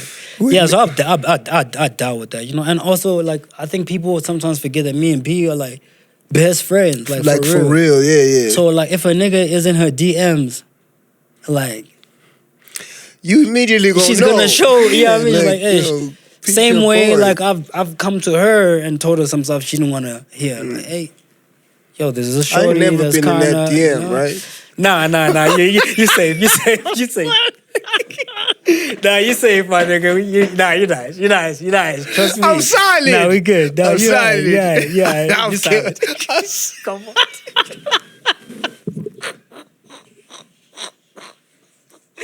Yo, how about the dudes who have been, yourselves also. So that's another thing. Like, You know and you yourself. have to keep that composure when you see them. So if there's anything about me that B can attest to, it's just like I never let my ego and my pride like my niggas do me dirty and I shake their hand, bro. Like when I see you, I'm Dap still it not, up. I just know where to keep you, I'm not gonna try to be your best friend or nothing, but I'm not gonna be an asshole. You know what I mean? And just like I've dealt with so much in my personal life, and till today I still deal with so much in my personal life that like my industry persona, I've never wanted it to be that guy that's coming at niggas. You know what I'm saying? It's like I always just want to, I'm cool with everyone. I'd rather you think I'm the friendliest, nicest the soft guy, and it's cool. If in your head that makes me a bitch, trust me, Live my with nigga, that, it's yeah. cool. I'd rather be that to you than be something else. You know what I mean? Yeah. You never had to confront anybody. I mean, Just even on some, yo, watch out, man. nah, I never had to actually. No, I never had to. I didn't feel the need to. Because B got it. Yeah, not B, definitely. She B got already it. had it. And for me, it's like, at the same time, like, none of these niggas owe me anything. Because I actually don't have a relationship with them. So if they infiltrate somehow, it's like the person I really have to be having a conversation with is a wifey, you know what I mean? Yeah, and facts. she knows we've addressed that many times. It's like, yo, I actually can't be upset at none of these niggas because it's like they actually They not don't your owe me niggas, shit. yeah. Yeah. It's actually They're gonna not do my what niggas. niggas do. You know what I mean? Yeah, And niggas yeah. gon' nig. Yeah, niggas gon' nig. Nah, niggas gon' nig. So And wifey is basically her it. too. Yeah, Like, come on, yeah, so so that's another thing you have to Yeah. live with as a nigga. Like, if you 100%. have a fire lady, Yeah. like, dog, and it's not just rapper niggas, it's just like it's BEE niggas, it's politicians, it's Oosh. like, yeah, it gets tough when you grow up. out when of the you're no longer country kids. niggas, rich niggas, but she's held us down, she's She's solid. she's solid, So yeah, man. So yeah. That's Those are some of the stuff I've definitely had to like deal with. But we keep it moving. It's never affected On us. the insecurity level, it's Yeah. never like giving you sleepless nights. Nah, never. Come on, family. Nah, for real. At all. Nah, not at all. Not Like at all. when she's overseas with niggas, you just sleep peacefully. Nah. Oh shit! Oh my god! Respectfully, you know I love you. Oh it's shit! just a fair question. Nah.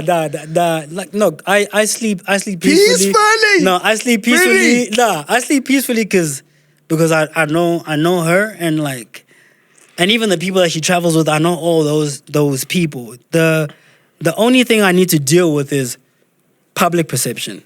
Yeah. Like what people are gonna tweet about and say like, oh, you lost the fight to that nigga, and this nigga is in the States with your baby mama, like, you know, we all saw you get beaten in front of your wifey and you that then they side, you know what I'm on saying? the NPA thing. Yeah, man. you know what I'm Okay, saying? And it's just like they came at you on that. Oh no, they'll come at Of me course, about of everything. course, You know of what course, I'm saying? yeah. So, but it's just like what people don't realize is that like even before wifey gets into all these situations and into these deals, like we always have conversations. You know, like yo man, this is what we're gonna deal with. It's like yo, I got presented this opportunity. I gotta go this side. These are the people that are gonna be part of this thing. Obviously, we're gonna have to shoot content together. We're gonna have to be this. We're gonna have to be that. And for me, it's like yeah, dog. Like it's business. You can't not do it. Yeah, it can't not work. You know? You can't not work because of like what people are gonna say. You know, so it's like people are gonna talk anyway, and they are gonna try and create like a narrative. But like we know what's real. You know, so it's like let people talk. You know, because like at the end of the day, you know where you're coming home to, you know what the situation is. We understand our situation. So it's like there's nothing anyone can say that's gonna actually make me feel some type of way. So like for me, genuinely, one thing I'll speak about is like, insecurity wise, where niggas are concerned. And maybe someone else might be like, you gullible as fuck, you know what I'm saying? Or maybe you too confident or whatever, you know. But it's like one thing about me is that like I've always been very confident. I'm just not imposing on my confidence. I don't just because I'm confident, like I try to belittle you. I'm not gonna do that. You know what I'm saying? So I think even getting into like the fight, like with Cass, like doing the PR, whatever. A lot of the times he was just like, I don't understand why this nigga is like so confident. Like, I saw him. That's why I was like, like, you know, and he was honest about it, like a man would be, you know, like a real man. He handled that. You're like, yeah, I'm nervous. I'm nervous about this fight, you know. And I went into it with no nerves. Like I won't lie to you. Like I went into that thing thinking that there's absolutely no way I'm gonna lose. Like I know that because I saw you at the thing. We were together, you know. I saw it in your eyes. For sure. Like, so that made me walk in there like, oh, my nigga, you know. We good. Yeah, but I mean, you know, things happen the way they happen. There's a lot of dynamics. Yeah, you know? Let's talk about the fight. So obviously you the one who lobbied for the fight, which was the first impressive thing. Because you kept saying, hey, come outside. Let's go. Come outside. And he ignored you for a bit. For sure. What made you want the fight in the first place? No, for me, so for a lot of people who don't know my background, because they know the industry persona is man, like you know too. You've been in your we got time still? Yeah. You know, I'm doing my own thing. You've been in your you were in your cast time bag, being like, you know, the niggas, you know, being at the events, getting into fights, being like, you know, you had to prove yourself because like you a light skinned nigga. So obviously niggas are gonna try to play you like, come on, dog, don't this light skinned ass nigga, chama boy, shut up, come on, shut up. You know what I'm saying? So a lot of times you'd have to prove like, nigga, like we can you go get down, it, you know what I mean? So me on the opposite end of the spectrum is like same dynamics. Oh, he's a short dude. It's like come on, nigga. Like this nigga, come on, dog. You just like, you know. Come on, rich boy. Come on, rich boy. Like relax, you know. So I get that. But so I'm also gonna break down things that people don't know, you know, leading up to the fight. is that like I think it definitely did look like I was lobbying for, but for me it's like I was always down for it. When you got into doing the fights with Slick Talk and Knock before that, I was just like, in fact, on the night he announced that he was fighting Knock was the day he fought Slick Talk, and I was chilling in the front row, watching the fight, and I was just like, and I'm just smiling. I was just like, ooh. It's that itch that a nigga gets when you look at a nigga. And I'm chilling there with my management, and they were like, yo, dog, like, it would be so dope if you and this guy. And I'm like, yeah. You know what I'm saying? It's like, yo, we gotta call this guy out. Can't they announce that he's fighting Knock Music that night? It's like, yo. I'm like, okay, well, Knock already came to me on the side to be like, yo, dog, it hasn't been announced yet, but like, yo, keep it on the low. Like, me and Cass are fighting. I'm like, oh, because I've known Knock since, he's from not to say that he's from the East, but, we lived in the same area for the longest time, East and it's from your cards. Choppin It, sound guy from Choppin It's from your side. But he grew up in the East Rand, went to, Eden, one of the schools in Edenville. So we were around the same circles a lot of the time. So, he let me know. And I'm like, damn, missed opportunity, cool. Eventually that fight happens. It goes away, it happens, now comes out with his victory, whatever, sharp. We move on, but in the back of our heads, we're still like, yo, man, it would be dope if we got to do this, and people on the inside, would ask me like, yo, man, would you do a fight? I'm like, yeah. And people who really know me are like, yo, dog, you should be the get guy. In there, And I'm like, we'll see how it happens. And then I don't really know then months go by, whatever. Casper and them are now planning the rematch for the Knock fight. And I think Knock doesn't want to do the rematch, whatever. Real quick, do you think Knock won that first fight? Nah, I don't. I don't think he won. As a boxing fan, Knock didn't win that fight. And respectfully, that's Knock, love. Respectfully, love to Knock, to Anga. That's my guy, but like, he didn't win that fight. No, he didn't win that fight. And Cass I think won that's why Cass was also even off. He's like, nah, I never lost. And I know people were like, dog, like, And of course, people were happy to see him get a losing verdict, but he didn't lose that fight. Of course, nah, he didn't. He didn't lose that fight.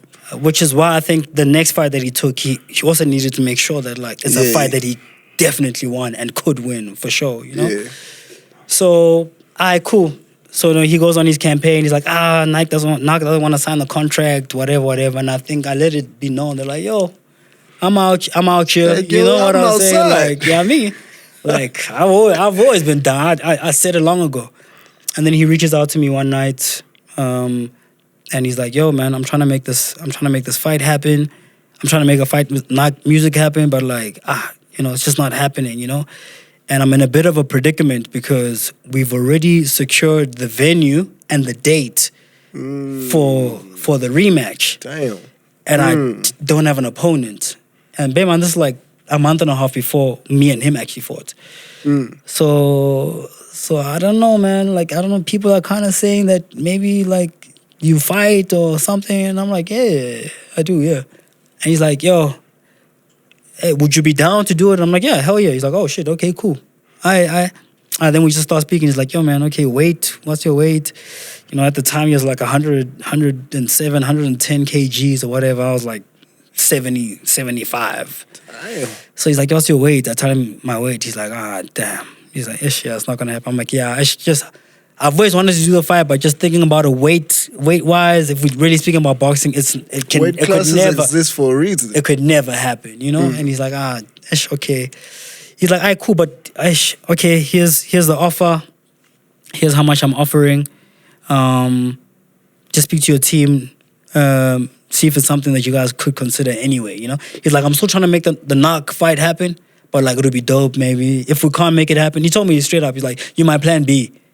So you're not really A, so I'm not really going to announce it yet. We're still trying to make this other fight happen. It wasn't happening. Eventually, he reaches out to me. He's like, yo, I'm gonna say some stuff on Twitter. I need you to respond. Let's just see what people are saying. Get into it, yeah. So I was like, yeah, no, I got you. And then he says something like, niggas are afraid to fight me or whatever. And then I respond by saying like, yo, nigga, I never been afraid. I've been out here saying it. And he's like, oh, all right. So he responds, we go through like a little bit of a banter online or whatever. You know, behind the scenes, you know, we're talking about like, all right, cool, good shot. It looks like people are excited about it. We're doing business. All right, cool. Then eventually, you know, we get into actually trying to make it happen now. We link up privately to go have weigh-ins to really go see what the difference is in weight. This is like 6 weeks, 5 weeks before the fight.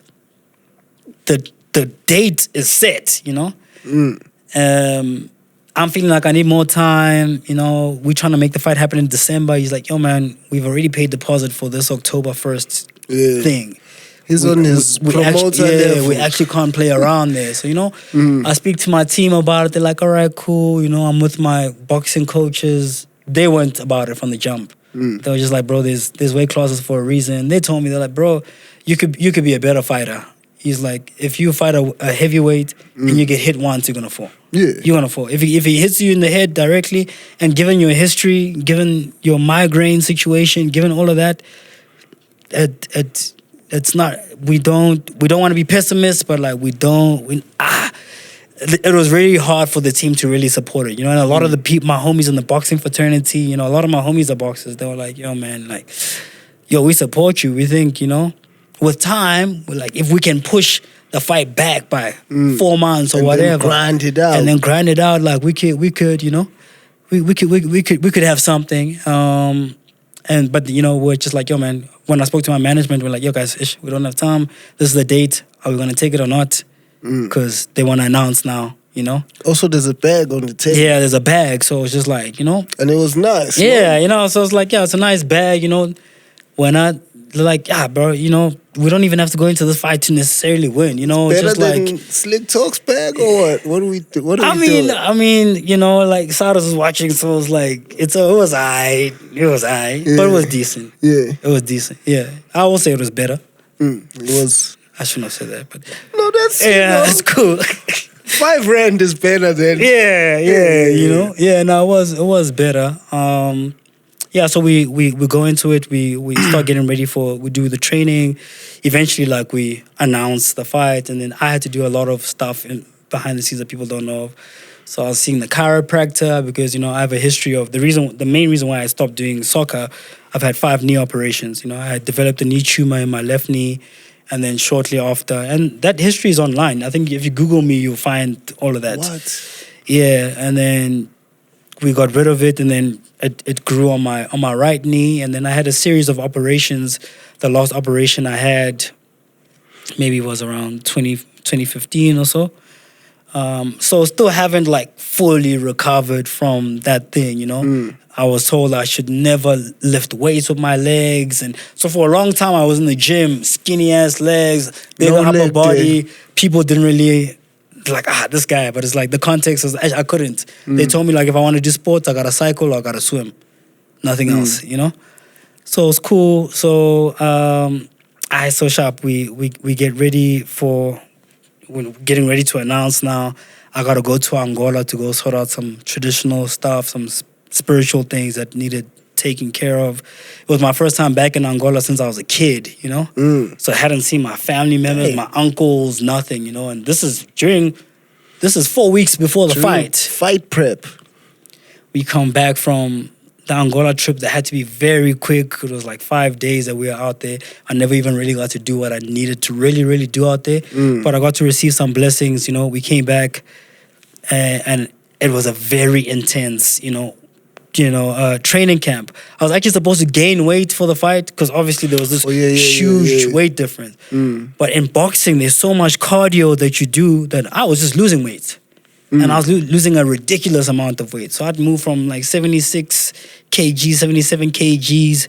Fight night, I was, 67 kgs, Casper was, 92. The catch weight was just like, okay, he was like, okay, at the time he was 110.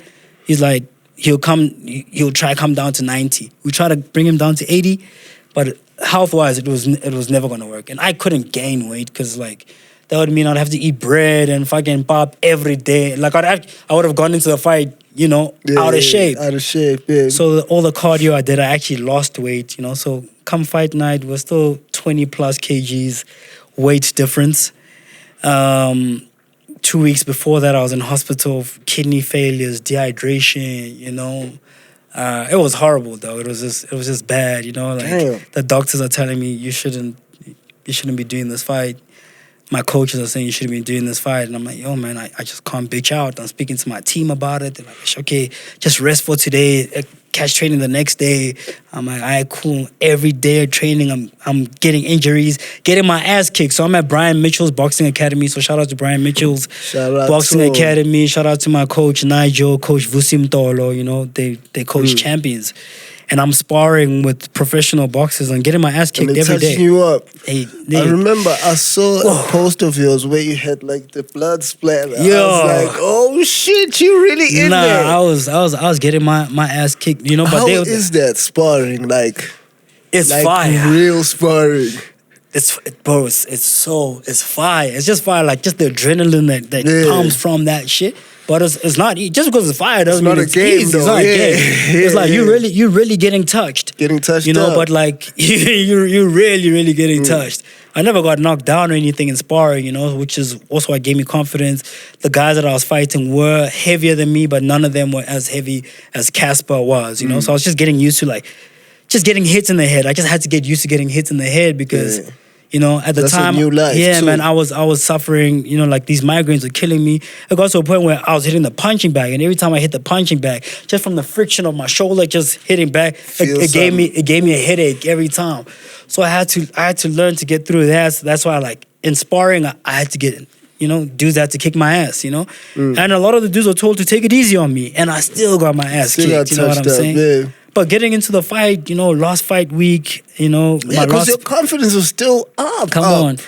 I'm going through it, but I'm like, I can do it, you know? Last fight week, the week before the fight, dislocate my shoulder in sparring. Damn.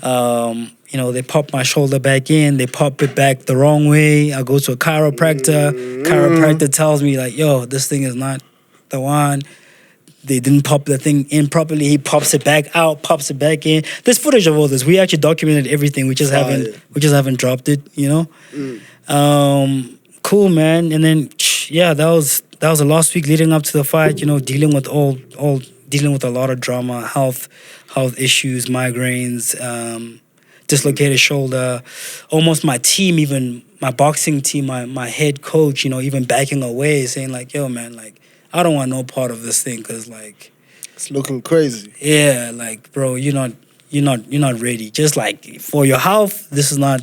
I don't want to co-sign this thing, you know, because it's gonna seem like I'm in support of this thing, and I'm not in support of it. I think it's actually like a health risk for you. I think. Maybe let's give it a terrible idea. Let's recover first, and then get the training in first. You know, but like I think one thing that I went into that thing with was I was very confident because my confidence was in my power. Like I have a lot of people, maybe because I'm a smaller dude, don't know or whatever, but like I have a lot of power. You know, and even in the gym, I think that's one thing they relied on. They're like, yo, but if you get one, like. Hey, it could be lights out for the homie, you know. So I was like, yeah, that's definitely what I was like relying on. Yeah. But that wasn't the strategy. The strategy was like, bro, the whole fight, at least 3 rounds, avoid the homie. Just move around, just outbox him. Just like you don't have to come at him. Just like he just mustn't touch you. So the weakest thing that I had coming into the fight was I kept getting told that your head movement is weak, man. You're not moving your head around. You're too easy to hit in the head, you know? You're relying too much on your power because you want to use your power, you know what I'm saying? So avoid the bro. Anyway, long story cut short, we get into the fight. Wait, keep it a bean though. You also didn't think he was really him like that though, also. Nah, I knew he definitely had more experience. I knew because he's a bigger bro. You know, weight-wise, he will have some power on him. No, but I mean, boxing-wise, he ain't feel like... No, I knew he had some potential. No, I knew he was nice, but I also thought I was nice. Yeah, you're like, for me, I'm like, good, though. It's cool. We both nice, you know? Or you're going to find out how nice I am. That situation. Okay, You know? And, we the night of the fight, we get into it. I remember the day of the fight, not feeling too crazy, not feeling too well, feeling a bit dehydrated, but energy super low. But he's also going through it. He had to cut a lot of weight, you know. So he's really also going through it, you know. And there's my internally there's also clashes. My internal team is clashing with some people on the team, and it's just like kind of crazy. And then it's the whole industry also like now. I'm getting a lot of PR, So everyone is my friend. All the girls, all the ladies with their verified badges and whatever in the DMs, the niggas like, yo, man, I want to be in your corner at fight night, or everybody who didn't care. I think so. I even sent out a tweet to say like, yo, you all of a sudden fans and like acting like my homies, then like you should be in the corner with me, like. Get out of here, Fuck out of here with that. People also took it as me being arrogant. I remember I got some calls from people inside, like, yo, man, like, what's up, dog? I'm like, nah, dog, niggas are wilding, dog. Niggas think they deserve tickets and they should be with me or whatever.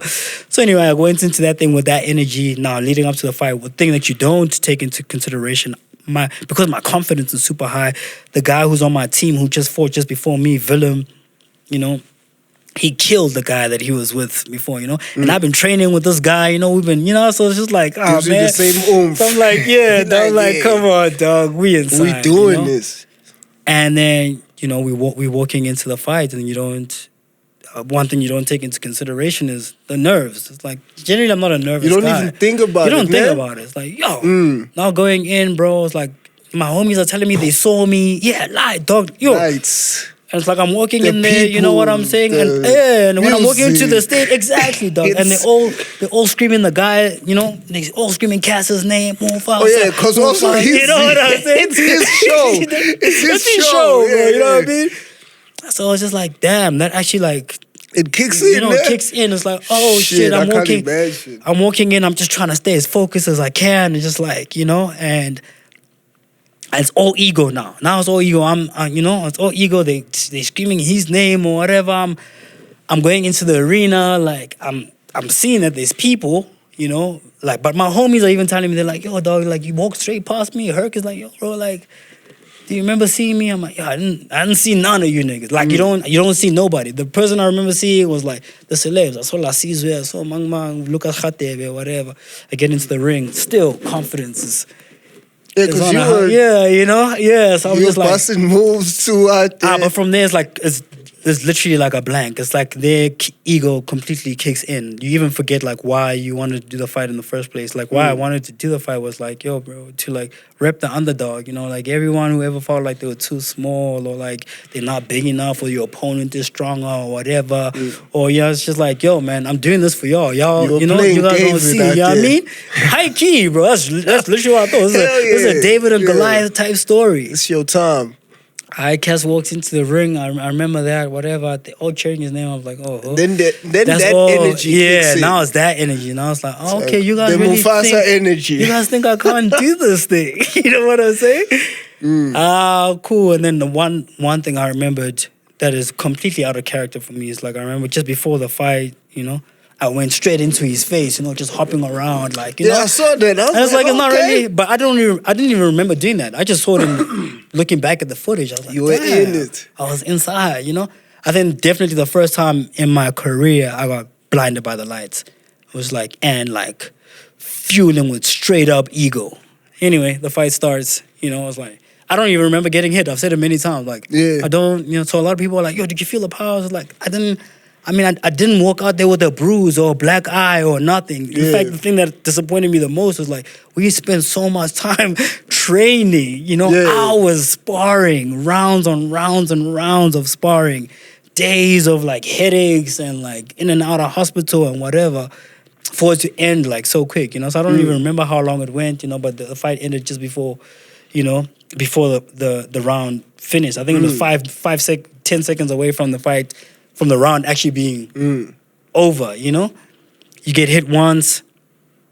I don't remember getting hit. I just remember being on the floor like, oh, fuck, I gotta get up. Gotta get immediately up. Yeah. Got immediately up, I'm not feeling... And then you started chasing I'm not feeling this, and then...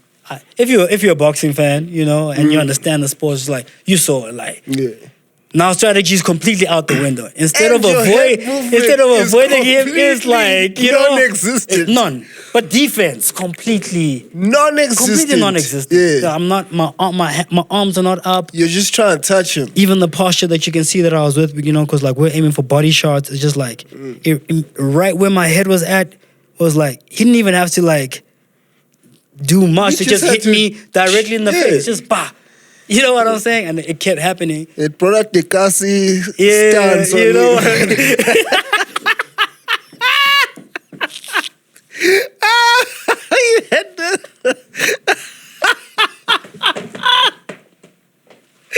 Yeah. It brought out the Garcia stars. Hey, and he touched you up. He obviously was ready. Yeah, for sure. You guys are know? coming from totally different Yeah, places. for He's sure. coming from a loss he didn't deserve, and exactly. he's You know, so he's, also you're smaller than him, so no, he 100%. has to win this. Has to, 100%. If you actually win this, It's just, it's actually, this is bad. No, it bad, real bad Michael high-key, Jackson. that's why he actually said, like, yo, man, if I lose this fight to Priddy, I'll quit boxing forever. And, Yeah, he you said know, in the that press at the conference, I was like, press conference, Shem, yeah. this is the last fight you ever You gonna said have. that You know? too. Yeah. You know You're what I like, mean? this is your last fight. Yeah. So, yeah, man. Anyway, yeah, you know, came out with a humbling experience. Yeah, man. Before you humbling. get into it, Yeah. Black Label is doing its thing.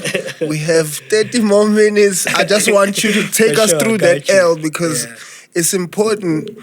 I want us to catch it from this perspective. It's important because the come up and the whole perspective is so rich boy, pretty nigga shit, 100%. and Never and it's taken like, an L. And throughout this whole, you've spoken about how tough it's been actually, like behind that whole exterior. So just to run through the experience of taking this public L and how you dealt with it and how we're here now.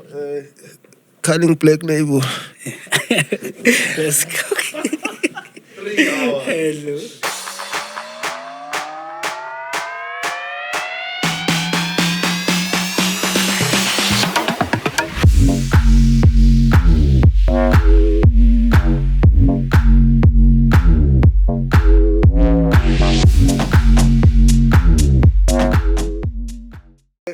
Back from our last break. Yes, sir.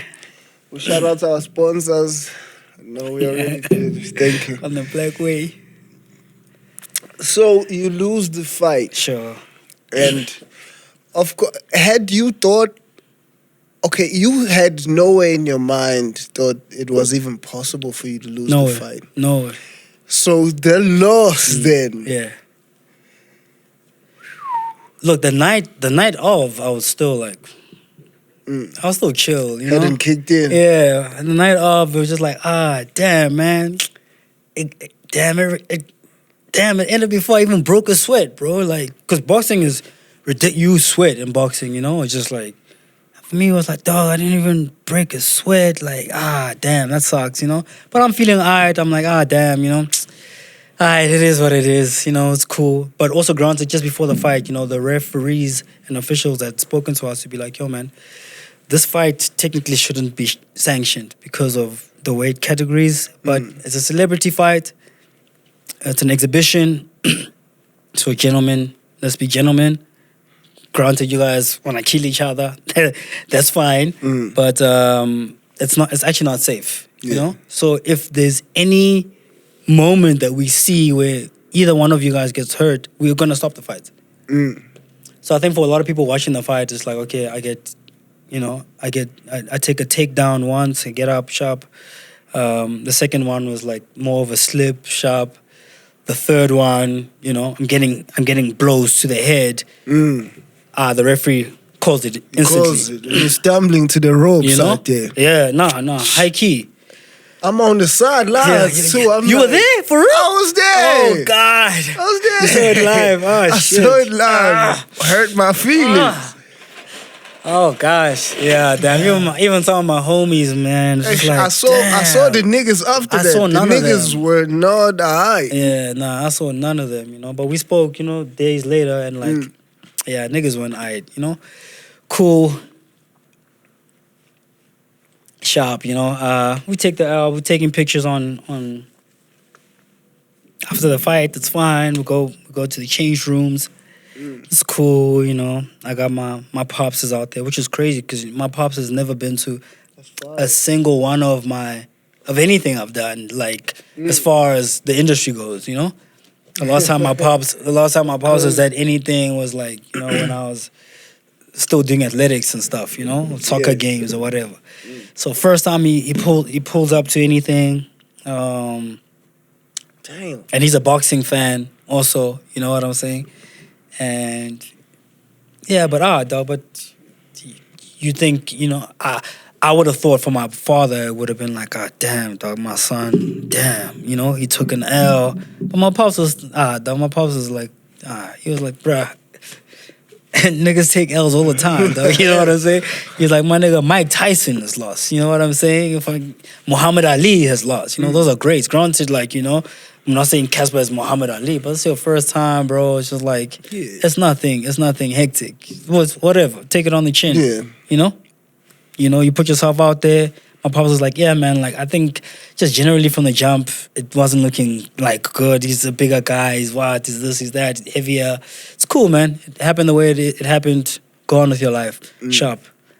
And that's how the night ended, But then I was also feeling like wait, it's just you, Buntle, and Pops in the change room? No, so it's me, Buntle, Pops, some members of the team, my younger sister's there. Yeah, just some of my coaching staff, But they very, everyone is smiling. We walk into the change room, they clapping hands, it's like the energy is so good, Yeah, dog. Nobody's like, you could see the disappointment, But I think mainly people wanted to hear what I had to say, and I spoke, and I was like, yo, man, thank you guys so much for coming out here, supporting us. It wasn't an easy journey just getting here, Yeah. Still dealing with the after effects of even before the fight. So I still got my migraine. I still got a hurt shoulder. My knees are still banging, But I'm like, yo, we made it. We championed. We're out here. We did our thing, We leave with a bag. Yo, let's go live our lives. You know what I mean? That's really how I felt. I was still like confident. Yo, come on now. I went on to Twitter that night also like, yo, man, thank you to everybody who pulled up, showed love. It is what it was. I lost. Also, I even explained some of the reasons why I felt like I had lost. I'm like, yeah, man, like, he was a better fighter on the night. Yeah. I really went into that thing with ego, no defense whatsoever. Didn't stick to the game plan. It is what it is. Sharp. Tweet and log off. I never, till this day, I still haven't read a single tweet pertaining to that. Good you know what you. I'm saying? Oh, God. Oh, God. Oh, jeez. Oh, my goodness. You did the right thing. I can only but imagine, You can only Obviously, I saw but. some things like here and Of there, course, but I didn't really yeah. go and search for what everyone is saying, whatever, And even so, there was still a lot of encouragement, obviously, definitely more like, quah, quah, quah, quah, nigga, a lot. Fine, that ends the night. And the meme level, you already know. Oh we live in that era. It's like the evidence is there, Yeah, so it's like it's cool because I also seen the memes and I was like some of the memes and I genuinely had a good laugh myself. I'm like, oh shit, I'm looking kind of crazy out there. It's ridiculous. It's like, oh, I never thought, but hey, here we are. Never thought I could look like this. That's you, my nigga, Ricardo. This is like, it's gonna be attached to my name, forever. It's like forever. And it's cool. But for me, I was still on like, don't worry, though. I'm getting back to the gym on Tuesday anyway. It's like next time you guys see me, like, it's gonna be a different story, Cool. It still hasn't kicked in or whatever. And it still didn't kick in even like then the next day, now it's a Sunday. And then I got an opportunity to look at the fight, and I was just like, damn, when I looked at the fight. Watch it? Yeah, I watched it, yeah. Oh, damn. I didn't watch the whole thing, so I don't know how we got announced or whatever. Just the fight, the actual fight, not everything leading up and the commentators and press con. I didn't see any of that. So you watched like 30 seconds. Oh, my gosh. At least give me 40. Give me an extra 10 seconds or something. Oh gosh. Ish, my nigga, I hated that to be him. I hated that to be him. Oh my gosh, you know. But yeah, you know. So Yeah. seeing the fight, I'm like, damn, bro. It's like, so I'm seeing these things that I was doing. I'm like, yo, man, that's so out of character. It's like, I can show you my sparring videos that are 10 times better than the performance I gave that night. You know. So I was like, D, I really let this shit get to my head. Actually, you know. That was all ego and no brains and no thought process whatsoever. No control. No control. And I was like, damn, okay, that's what you get, you know? And I still took it, but I was like, damn, I'm just disappointed that like I spend so much time away from my daughter, away from family, being on my boxing camp and, you know. Being on your boxer shit. Oh my gosh, dog, you know? I hadn't made music for like a while because I just finished Mud and we just had to drop it, or we had just dropped it a month before. And I was moving on. I was on my shit, you know? Like music wasn't even in my head. It's just like I was a boxer. Sharp. The day after that, which is a Monday. So I go through the Sunday. The Sunday I go see my family, you know, because I hadn't seen my daughter in a minute. I went to go see my daughter, my mom, my dad, went with some members of my team. And yeah, the beautiful afternoon, you know, my mom gave me my mom didn't want me to do the fight from the jump. You know, and she didn't even want to be at the fight. She didn't even want to watch the fight. She didn't come, no? Nah, she didn't come. But she was at home with my daughter, so she has to stay home with my daughter. Yeah, B's mom as well didn't want me to do the fight, you know? Like, they, you know, so for them it was also like, not an I told you so, but it's just like, we told you you didn't have to do that thing. Why? You know what I'm saying? So, yeah, but I'm home. It's a beautiful afternoon. In fact, I actually uploaded the pictures from that day. I'm wearing like a gray tank top, and I'm just chilling in the backyard by the swimming pool. My daughter smiling with B. You know, internally we're good. You know? Yeah. The next day, I go to the mall because we're prepping for Rocking the Daisies, which is just like a week later. We're getting some stuff for Rocking the Daisies, and I'm at one of the shopping centers in Kailami. And I'm bumping into people. I bumped into KB used to be part of that group. They were with Tira, Debonites. You know? That KB, so I'm seeing Shout out KB, you know, he's dabbing me. He's like, yo, I'm fine. I was like, and then, you know. So I was like, dog. He's like, nah, but dog, you know, keep your head up, whatever. But I'm walking throughout the whole mall and like, everyone is actually showing me love, dog. Literally, like everyone's just like, yo, hey, Priddy. People asking me for pictures, hug. Some people coming up to me like, dog, I bet real money on you. People are showing me like, you know, it's like, yeah, dog, I bet on myself too. I lost some money that night too. You know what I'm saying? Like, I'm like, damn, you know, it should happen. And I'm not a gambling nigga, so I was like, damn, you know what I mean? And then days just go by, and then it's just like dealing with the shame within yourself. You know, it's just like, damn, dog. It's just like, I really put myself out there. Like that, you know? And I performed like that. You know what I'm saying? It would be different if I lost and gave a good performance. It gave something. You know what I'm saying? So it's just like, so more and more, just like, So it started hitting. Yeah, now it's like hitting me. It's like, dog, this actually like literally sucks. But I'm still going out. We go out to Daisies that weekend, Cape Town. We come back to Joburg for PTA Daisies. And everyone is still actually in real life, really. Real life moves on. Like real life moved on, dog. Nobody is actually like in it. It's just every time I go onto my social media, you know, I even ended up like posting something on my gram, like, yo, dog, when you see me like laugh, let's laugh together. Let's not be awkward. It's easy, don't try you know. And hold it in. Yeah, don't try to hold it in. It's just like, come on, let's laugh about it, you know. Yeah.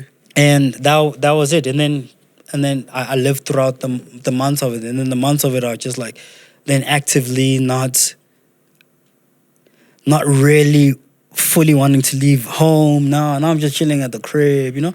Not fully at the crib. Now I can feel it because like, and when I say chilling at the crib, because like, you know, I've created an environment for myself where like I got a studio at home. I don't have to go anywhere else to record. I'm at the crib, I'm recording, you know? So I'm at home, but like even small day-to-day things, because like in my hood, like I was not in the hood where I stay, like I was telling you, like I always have these kids coming up and knocking at my door, like I'm chumyaba, now for real, you know? Yeah. Nigga, kids always coming up to me, yo, Priddy Ugly, yo, your car, oh, yo, can you give us a ride? Yo, this, you got some money for us? Yo, this, you know, all of that stuff. And now it's like the normal day-to-day things that I do that shouldn't affect me, like walking my dog, are now like, So now it's a young, because I'm walking my dog, but I'm bumping into 20 kids. And these are kids, you know, so kids are also ruthless, you know what I'm saying? So it's just like, you see, so like sometimes it's like just kids gossiping as you're walking past, like, you catch it from. and they, you know what I'm saying? I'm like 100 meters away, dog. You're not 100, but a couple of meters away. And, you know, you just hear these kids, you know, it's just like arguing amongst each other, like, I told you, you're pretty ugly, you said this guy can fight, you got beaten up, and they just kept falling, man. That guy kept falling, pretty ugly, can't fight, you know, whatever. But now it's kids, not even social media. It's like, yo, this is left social media, now it's actually trickled into my real life, you know? But it's like kids, you know, so it's also like, sometimes it's like, that really doesn't matter what people think about you and what kids think about you. But sometimes like, yo, I can not care about how adults feel about it, but kids, like, you're still like a hero to kids. You know what I'm saying? But even them are like, especially as pretty folk, then you know? we always very bold out here. So you also seeing like the engagement with the kids is not the same way that you to engage with me anymore. It's just like, even the kids are just like, Priddy, my nigga, I hated had to be my him. nigga, you know? Now the kids are like, hey, Priddy, you know? And every other day, and like they'll keep reminding you, even when I've forgotten about it, 2 weeks, 3 weeks, a month, 2 months have gone by, I'm walking my dog again, like, I'm bumping into a kid again, like, but Priddy Ugly, so is it gonna be the rematch? And like, but also you, like, why were you falling, Priddy Ugly? Or, you know? And they're just asking sincerely, dog, you know? It's just like, they're really concerned. Yeah, you know? Sincere. But there were also kids, you know, who gave me a lot of encouragement. Like, Priddy Ugly, that's fine. Like, you still our hero, you know? You're still my favorite rapper. You're still this, you're still that, you know? So it's like, yeah, so you live through it. But so ultimately, bro, like, if I live my life based off of my ego, I'll be embarrassed 100% of the time. I wouldn't come to Choppin It because, like, obviously, we're going to talk about the fight. Have you spoken about it? The niggas are gonna... I did one interview with Candace. Oh, yeah. Earlier on this year. Yeah, early this year. But we never really spoke about it, like, you know? But I was just like, yeah, man, I took a L, you know, fought with my ego. It was what it was. But I'm still out here, you know? This is the first time I'm speaking about it, like, in depth, you know? And high-key, we actually even had a... No, let me not get into contracts, because maybe I shouldn't actually discuss contracts. Yeah, anyway. But high-key, there was supposed to be a rematch. Yeah. Oh, you guys had a rematch clause? There was a rematch clause, you know, but it was also like... which I'm actually still definitely open to, you know? Now, obviously never spoken about it live. I think people are watching this and like, nigga, you'd still do it. But it was also like, you know, the fraternity, even Cass just feeling like, yo, bro, let's just find you someone in your weight class, you know? Yeah. So that, like, because also his victory was like, yeah, it's a victory, but it's also like a bittersweet one to him, because other people are also saying like, but bro, yeah, he also can't take it, man. You can't take it as like it's like, bro, that guy was smaller than you. You know what I'm saying? You have more experience, the weight class, like, come on. So you also can't, like, but he was basking it. Of course, it's a motherfucker. Of course, it's because like niggas were counted him out, you know. So like obviously, that video kills me. That's hilarious. Obviously he's gonna bask in it. It's like, yo, man, it's your L. I mean, it's your W. It's your moment, man. Take it, you know. I have to ask you about this, because I feel this for me is what I felt was the toughest thing out there was taking that L in front of your lady. Yeah, I thought you might say that. Yeah, for sure. Yeah, that has to be the hardest part. You know, in front of the country, I'm okay it's something with else, but in front of the lady. You know what's crazy is that I think to the people, taking the L in front of my, because that's why like you're gonna see like a whole bunch of like upcoming rappers and like people like if they wanna diss me on a song, it's just, like, that's it's probably gonna be the angle, the angles like you got beat up in front of your lady or whatever. You know what I'm saying? Just like bro, my nigga, you can't say nothing to me that's gonna make me feel some type of way, you know? Because like in real life, that's my boy. That's my dog. You know what I'm saying? You know? Because in real life, like, I'm boxing, like, yo, respectfully, I haven't nodded in weeks. You know what I'm saying? So it's like, after the fight, it's just like, yo, finally. Just to get like, back to the cheeks. Just like, respectfully. You know what I'm saying? She's not there, like saying, like, oh, now you can't get cheeks because, you know what I'm saying? Nah, for her, it was just like, it's a disappointment because it's just like, oh, damn, man, like, ish. It's a we lost. It's like we lost, yeah. It's, and high key, and that's another thing that I learned from the whole thing. It's just like when people think you're gonna win, it's our win. Everyone wants to be my boy. Everyone, and when you lose, they don't take it with you. It's your L on your own. All the even people in my team, you know, and they know it. I said it out loud to their faces. You know, like I felt like y'all weren't there. The same way Ryan Garcia is there to like Oscar De La Hoya saying like, yo, I'm doing the press conference. My nigga's not even there. You know what I'm saying? Just like, what's this? It's like, I lived that in real life. It's like, oh, which that's why I'm saying like ego-wise, it's like if I lived based off of my ego, it's just like, oh damn, so all these girls that were all of a sudden like, you know, the it girls that were all of a sudden in the DMs and everybody, all these bros, I was like, oh, because you guys were just attached to the idea of like, oh, the popularity and the fame, which was even more of like a reminder to me to be like, yo, this is who got you. You know what I'm saying? Your wifey is actually who got you. So in your head, never, ever think for a moment that like when you, for real, and I can say that out loud. I spoke to her about it too. Don't think that like that sudden attention that you getting because now you have a hit or now because you won the lotto or whatever the hell, like people actually fuck with you. Nah. They like, fuck they with you. With the real they fuck with what you can represent, you know, and you represent the idea of winning and money and success. But if you're not that, like nobody cares. Outside of that, like, oh, now you Buntler's husband who took an L type situation. But the only person who never treated me like I'm Buntler's husband is my actual wife, you know, who was there with me every day. You know what I'm saying? Like it wasn't like with you. Nothing for her. For her, it's just like, yo, if you want to do it again, I'm here. You know what I'm saying? Just another thing that you guys went through. Yeah, you got like my support 100%. You know, I'm going home to my daughter. My daughter, I'm still the best thing still daddy in life. You know what I'm saying? It's like, this is my pops. Like, it doesn't... So that's actually who really matters. So it's like, yo, niggas shouldn't get caught in the lights, which is actually the best feeling. No, bro, it's just like, you know... That my daddy look... Bro, it's just like, excuse me, bro. She looked at me with so... Bro, you know? She was so proud. Like, bro, that doesn't faze nobody can match that. Trust me. So it's like... So I think what people think is that, like, Buntle is like my girlfriend. Or like, we just some girl. We just started some girl. You know, if it was some girl, obviously if I took an hour, just like, my nigga, you embarrassed me. I took an hour. I don't think I can be with you anymore. I was like, dog, this is someone who's seen me at my worst, who was with me in the hospital 2 weeks prior to the fight, and I was feeling like I was dying, who was holding my hand, you know, when I was there to have like extra medical costs. She was there saying, she's like, wifey. She's like, we're not gonna go see the specialist because the specialist is 20K. No, you can put up this, dog, I'll cover the rest. Like, it's not a thing, you know. So it's like, for me, it's like, no, losing to her is not losing in front of her. It actually wasn't as deep as what people would think. You know what I'm saying? It's just like, in fact, in many ways, it made us like stronger as a unit.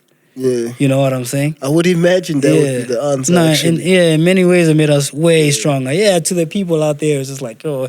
You lost in front of your girl. I could never lose in front of my girl. Because like, if we take it back to nature, you know, in nature, if a lion, That's a if nigga thing. you know what I'm saying? If the lion gets beaten by the younger lion, it's like, yo, you don't get to have the cheeks no more. You know what I mean? Now It's like, oh, we got a new king in this pride. Mm. In real life, with me and my girl, it's not that at all. Yeah. So yeah, man. You know, but we good. That's fire. So you getting back in though? Yeah, hell yeah. Mm. What's taken me so long to get back has been my health. Yeah, reason, your you know, health. it's just like, because at my core, in my core, I want to do it. I want to do it, you know, but like, you know, health wise, it's like, yo, man, it's a risk, man. Though you literally do deal with migraines. You live this thing daily. You have to so be you real don't about actually want to. We don't want to be in a position where, like, you know, there've been boxers, God forbid, touch wood, you know, who've died in the ring. Who lose their life in the You know? ring, yeah. Or who are just not 100% after that fight. Yes. You know? You don't want to not be 100%. Yeah, you know what I'm saying? So it's like, that's the fear in it. So, which is why I've kind of like taken more time but like, yeah, I'm definitely going to be doing it again. And what people don't know also is that I've also had like some fights after that fight that I've completely dominated in, you know? But obviously people my size, not for cameras, not for media, and then now I'm not gonna like now post it and be like, yo, look at me, because I've never been that guy. You know what I'm saying? Yeah. But definitely I think with time, in my healing process, for sure. Take your time. Yeah, I definitely people will see me do like another exhibition for sure, whether it be with Cass or someone else in my weight category. Yeah, for sure, definitely. In fact, come on now. Where's this camera? Because I can see, like, you know, a lot of This people one. very like, because you've seen something, you know, like your perception of who you think I am is a Popeye or a small boy. If you're in my weight category, in the weight category of 70 kgs to 77, we'll say even 80, Even 85. and, you know, and you're a rapper or an artist or someone who thinks no, I'm out here, you know.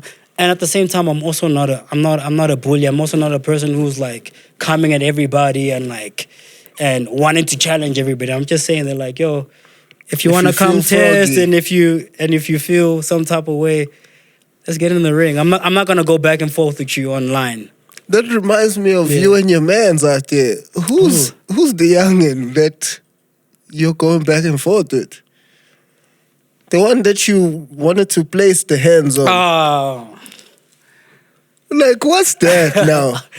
Because that got disrespectful, and then I was like, why is it getting disrespectful? I don't even want to mention his name because I just feel like I'm just giving you like PR. Okay, yeah. I'm giving you like PR, but I really don't know where that comes from. And it's like crazy because I've seen, you know, people are like, yo, you wanted to give this guy hands or whatever. And I think if you go back to my tweets, I was just like, yo, I actually know you in real life, bro. And I have receipts of your fandom for me. You know what I'm saying? And what a lot of people don't understand, the industry is very small, I feel too. So hlangana. Either way, you know, the shows are small, you know, so it's like, and I can promise you that I'm not the one who's going to be having to look over my shoulder, you know, because my energy is pure, my energy is clean. I got no issues with anyone, I got no beef with nobody, you know.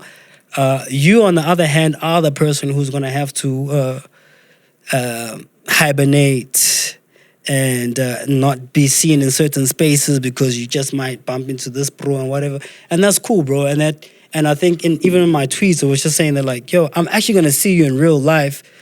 Just keep the same energy that you had on the record, you know? Because on the record, I'm a pussy, apparently, you know? Pussy and a bitch or and whatever. which is why I also couldn't respond, like, via raps. Because it's not like someone coming at my rapping abilities, like, yo, you rap like this, or it's like, no, you're a bitch, you're a pussy. It's like, oh, I'm that.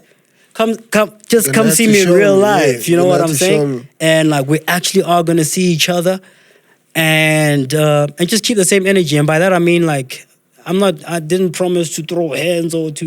It's just like, yo, man, that energy that you have on the record, don't see me in real life and then want to come shake my hand and like we're cool. It's like, yo, we're gonna address it, because I actually really don't know what the issue is. And with me saying I don't know what the issue is, I really don't know where it came from, because like from my understanding, we had a thing because I had tweeted something like, "Yo, take your time."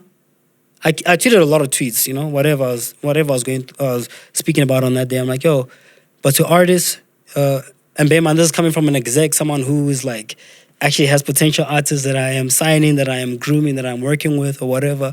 It's like, yo, as young artists, like take your time, but you're not Kendrick Lamar. You know what I'm saying? But respectfully, take your time. You know what I'm saying? Which is a jewel. You know what I'm saying? And he responds on that like, don't tell artists what to do. We can do whatever we want. And in my head, it's just like, honestly, I was like, wait, what? It's like, What? bro, I know you, bro. I was like, oh, okay. And I was like, I mean, I wasn't talking to you, but since you felt some type of way about what I had to say, what did I say wrong? You're not Kendrick Lamar. But at the same time, take your time. But remember, you are not Kendrick Lamar. What's the issue in that statement? You know what I mean? So I don't know what I don't know how he took that statement and he went on to go speak about whatever. And I think I heard through there's someone that I met up with. I just don't remember who it was because I speak to a lot of people, and they were like, no, I think his issues that come from like the fact that I given him a verse, and then like I used parts of the verse that I gave him in a different verse, and I'm like, okay, I'll break it down. Now let me break it down. So I didn't know this kid from half a bar, so seeing some stuff online, on social media, I'm like, okay, cool, it's nice. I actually do think he's, talented, he makes nice music. I actually still have no animosity towards the dude. It's just like, you actually are gonna see me in real life, trust me, And that's not a threat, bro. It's like, you are. So, it's like, okay, cool. I didn't know the kid. Eventually, we speak. I don't know how we got to speaking, whether he DM'd me or whatever. And he's like, yo, bro, I got a record. I'd like to send you a record. I'm like, yeah, for sure. All right, cool. Send me the record. He sent me the record. I gave him a verse on the record, He dropped the record. Didn't really promote it or push it. Nothing. We shot no videos to it. Nothing. It was what it was. Kante, on the back end, I'm actually campaigning for this nigga. You know what I'm saying? I'm telling niggas about him. My nigga, Herc is telling me like, yo, this bro reached out to me, but I don't know who he is. I'm like, oh, no, I know, youngin. Like, no, pull up, yeah, help him. What does he need help with? He needs me to help him with some mixing, whatever. I'm like, yeah, dog, do it. And I'm not gonna speak about what I do for people, But yeah, like, and then the homie invites me. Oh, there's a flame show. I'm gonna perform at the show. It's in PTA out there. He's also gonna perform, and he's like, yo, I never met him prior to this. He's like, yo, you're gonna, would you be down to do the song with me? I'm like, yeah, for sure. Came out there, did the song with him. Never met him before, but I'm hopping on your song. Yeah. Hopped on your song, hopped on stage with you. On your set. And I've never met you, just, out of respect, out of love, Cool. I move on. So one thing that I do see like is an issue is like, one thing I've done and a few times is like I'll do a verse, and on the verse I might take 4 bars from one verse, add it on another verse, but like change it up, switch it up. Well, I sample myself, It's like, yo, if we can sample all these old school classics and sample, bear in mind, like for Soil, I had to pay $100K plus for a sample that needed to be cleared. You know what I'm saying? And it's like, I'm not trying to catch that smoke again, Yeah, dog, from some dude from the UK, for the actual song, Soil. And we had to pay a hefty price for that thing. Shout out to the label. They helped me get that sorted out, but literally $100K plus. So it's like, yo, why must I be paying $100K plus to like sample bros or whatever when we can sample our own stuff, remix our own stuff, whatever. And in fact, like when people hear that song and they hear similarities, I can still speak in interviews, which I have, to be like, yo, this verse that you're hearing is originally from this guy's song also, It gives conversation. People are going back to that guy's song. They're listening to this song. Oh, they're listening to this song with Me and Flame, Melanin in My Skin. I used the 4 bar from Melanin in My Skin on this song. Anyway, so from what I heard from one of his homies, that's actually what he caught beef with about. Like, yo, this guy used my verse somewhere else. But it's like, in my head, it's like, I've seen you plenty times after that. You said nothing. I was with you at my label, house. You know what I'm saying? there was no issue. We were cool. We chopped it out for a little bit. There was no problem. You know what I'm saying? As soon as I say you're not Kendrick Lamar, now we got Which beef. you didn't even say Yeah, but I wasn't even saying it to him. him, you know. So it's like, with that being said, bro, it's just like we're gonna see each other. I guess. I wish you all the best. Musically, Yeah. I think when we were setting up this chop, you said you've just finished a project. Yeah. How are you feeling about that? Man, I'm feeling good, bro. You know, I guess people have already seen it on the gram. You know, I've been in the studio with Mash Beats. Yeah. I remember people being chatty about that also. I'm like, Also, people are like ridiculous. you have to be chatty I mean, about everything. come Like, on. I think also because people think I have a problem with the boy doing things that now me working with Mash, like I'm out there, like, you know, I've never once spoken to Mash about what happened there, And why would you? I don't care to. You know what I'm saying? It's like that's not even what it's about. This is a producer. He makes music. I'm an artist. I make music. Herc is my boy. He's, you know, he sent, you know, Reese a pack, and like we spoke about. I'm like, yo, bro, I hope you get it. It's dope. Like, yo, that'll be fire. Come on, let's get it. You know, and like. And dudes are all fire, bro. It's like I know Jody personally. I've been to their spot back when they lived in the north somewhere. When he lived with TK, you know, it's cool. It's like I actually like, and especially brotherly camaraderie. We need that, you know. Yeah. That's why like many times I've even asked you like, where's the brother like bro brother like project bro, coming yeah, through, you know. sir. So them doing their thing, that's respect, you know. That's I have nothing against.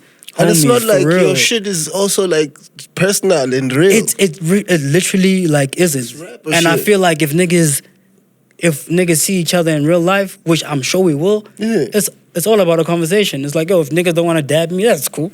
Like That's how I'm too. alright, dog. My energy is like clean, you know. Yeah. So I saw people trying to make it some type of thing, like, yo, Priddy's in studio with Mash Beats, like, oh, what's gonna happen? What is he gonna say about Reese? Or how much Reese feel about And this? Herc is in And studio Herc with is in Reese. studio with shut the Like- fuck up. Niggas, you know? Yeah. So yeah, in studio with Mash Beats, Herc cut the lights. That should be fire. My homie Shooter Coombs, you know? Yeah, Mash Beats had reached out to me like a while ago and it's like, yo, man, I'd love for us to work. And I was like, yo, man. And then I reached out to him months later to be like, yo, though, we said we were gonna work. We haven't worked.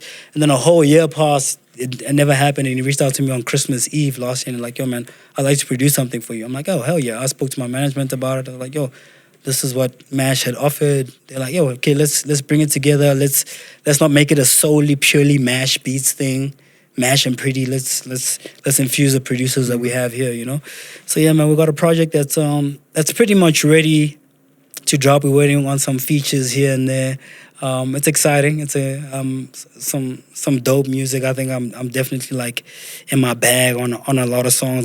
People are gonna hear verses and flows they've never heard from me for sure, you know. You've been in your bag for a bit now. Though. I mean, niggas gotta stop playing with me. Like you the know? last 2 projects, 3 maybe. I mean, Because come what on. it's soil then mud. Then mud, and before Them that was gold. is both crazy. Shout Before out, there's my nigga. gold, that's Yeah, crazy come on, too. you You've know? been going crazy for a while. Before gold was Egypt, so I feel, dog. I definitely feel like I'm in my bag. I feel like I'm, you know, one of the best on the continent for sure. Definitely. Me and others, you know. I'm not saying I'm the Definitely, yeah. only one, though. You know Yeah, what I'm saying? definitely. And I feel like there's space for everyone. People feel like, hey, if you like this guy, you kind of like the other guy. It's like, bro, You can like everyone. come on, nigga, you can like I personally everybody. like everyone. I personally like All everybody. you guys can you know? come on the show. I like Come all on, of you. dog. Come on. Come on, yo. You know what I mean? So I'm excited about that. I don't want to give dates yet because I'm still Yeah. tying up some loose ends with my team. Where we're just trying to align a little better on like Sonics and, you know, and to be honest with you, I'm just not really trying to be in the space where I'm really still trying to prove to people I can rap. You know, I feel like we won the Lyricist of the Year award last year, which wasn't even something I was really campaigning for. You know what I'm saying? It's like I took that because like, and I wanted it at that moment because like, oh, there was this weird narrative that like, yo, Priddy can't rap. And I was just Bullshit, like, of course. it's because I was never like really, it never, dog, doing that rap, let's rapidy rap shit Never. I mean, come on, dog. It's like, yo, that shit doesn't pay bills. Or respect. I want to say respect doesn't pay bills. Because, like, niggas dab you all day long about, like, how you the GOAT, how you the best lyricist, how you the what. It's like, come on, dog. But like, that's just not going to pay my bills, you know? So I just want to make music that, like, actually touches people that my mom can play, my daughter can play. Facts. You know what I'm saying? And that's really what I want to really do with this next project. Just, like, really That's make music fine. while still being in my rap bag, you know? I do have certain parties that are close to me that feel like I should be in a particular bag. I'm more about like, I don't want to be boxed.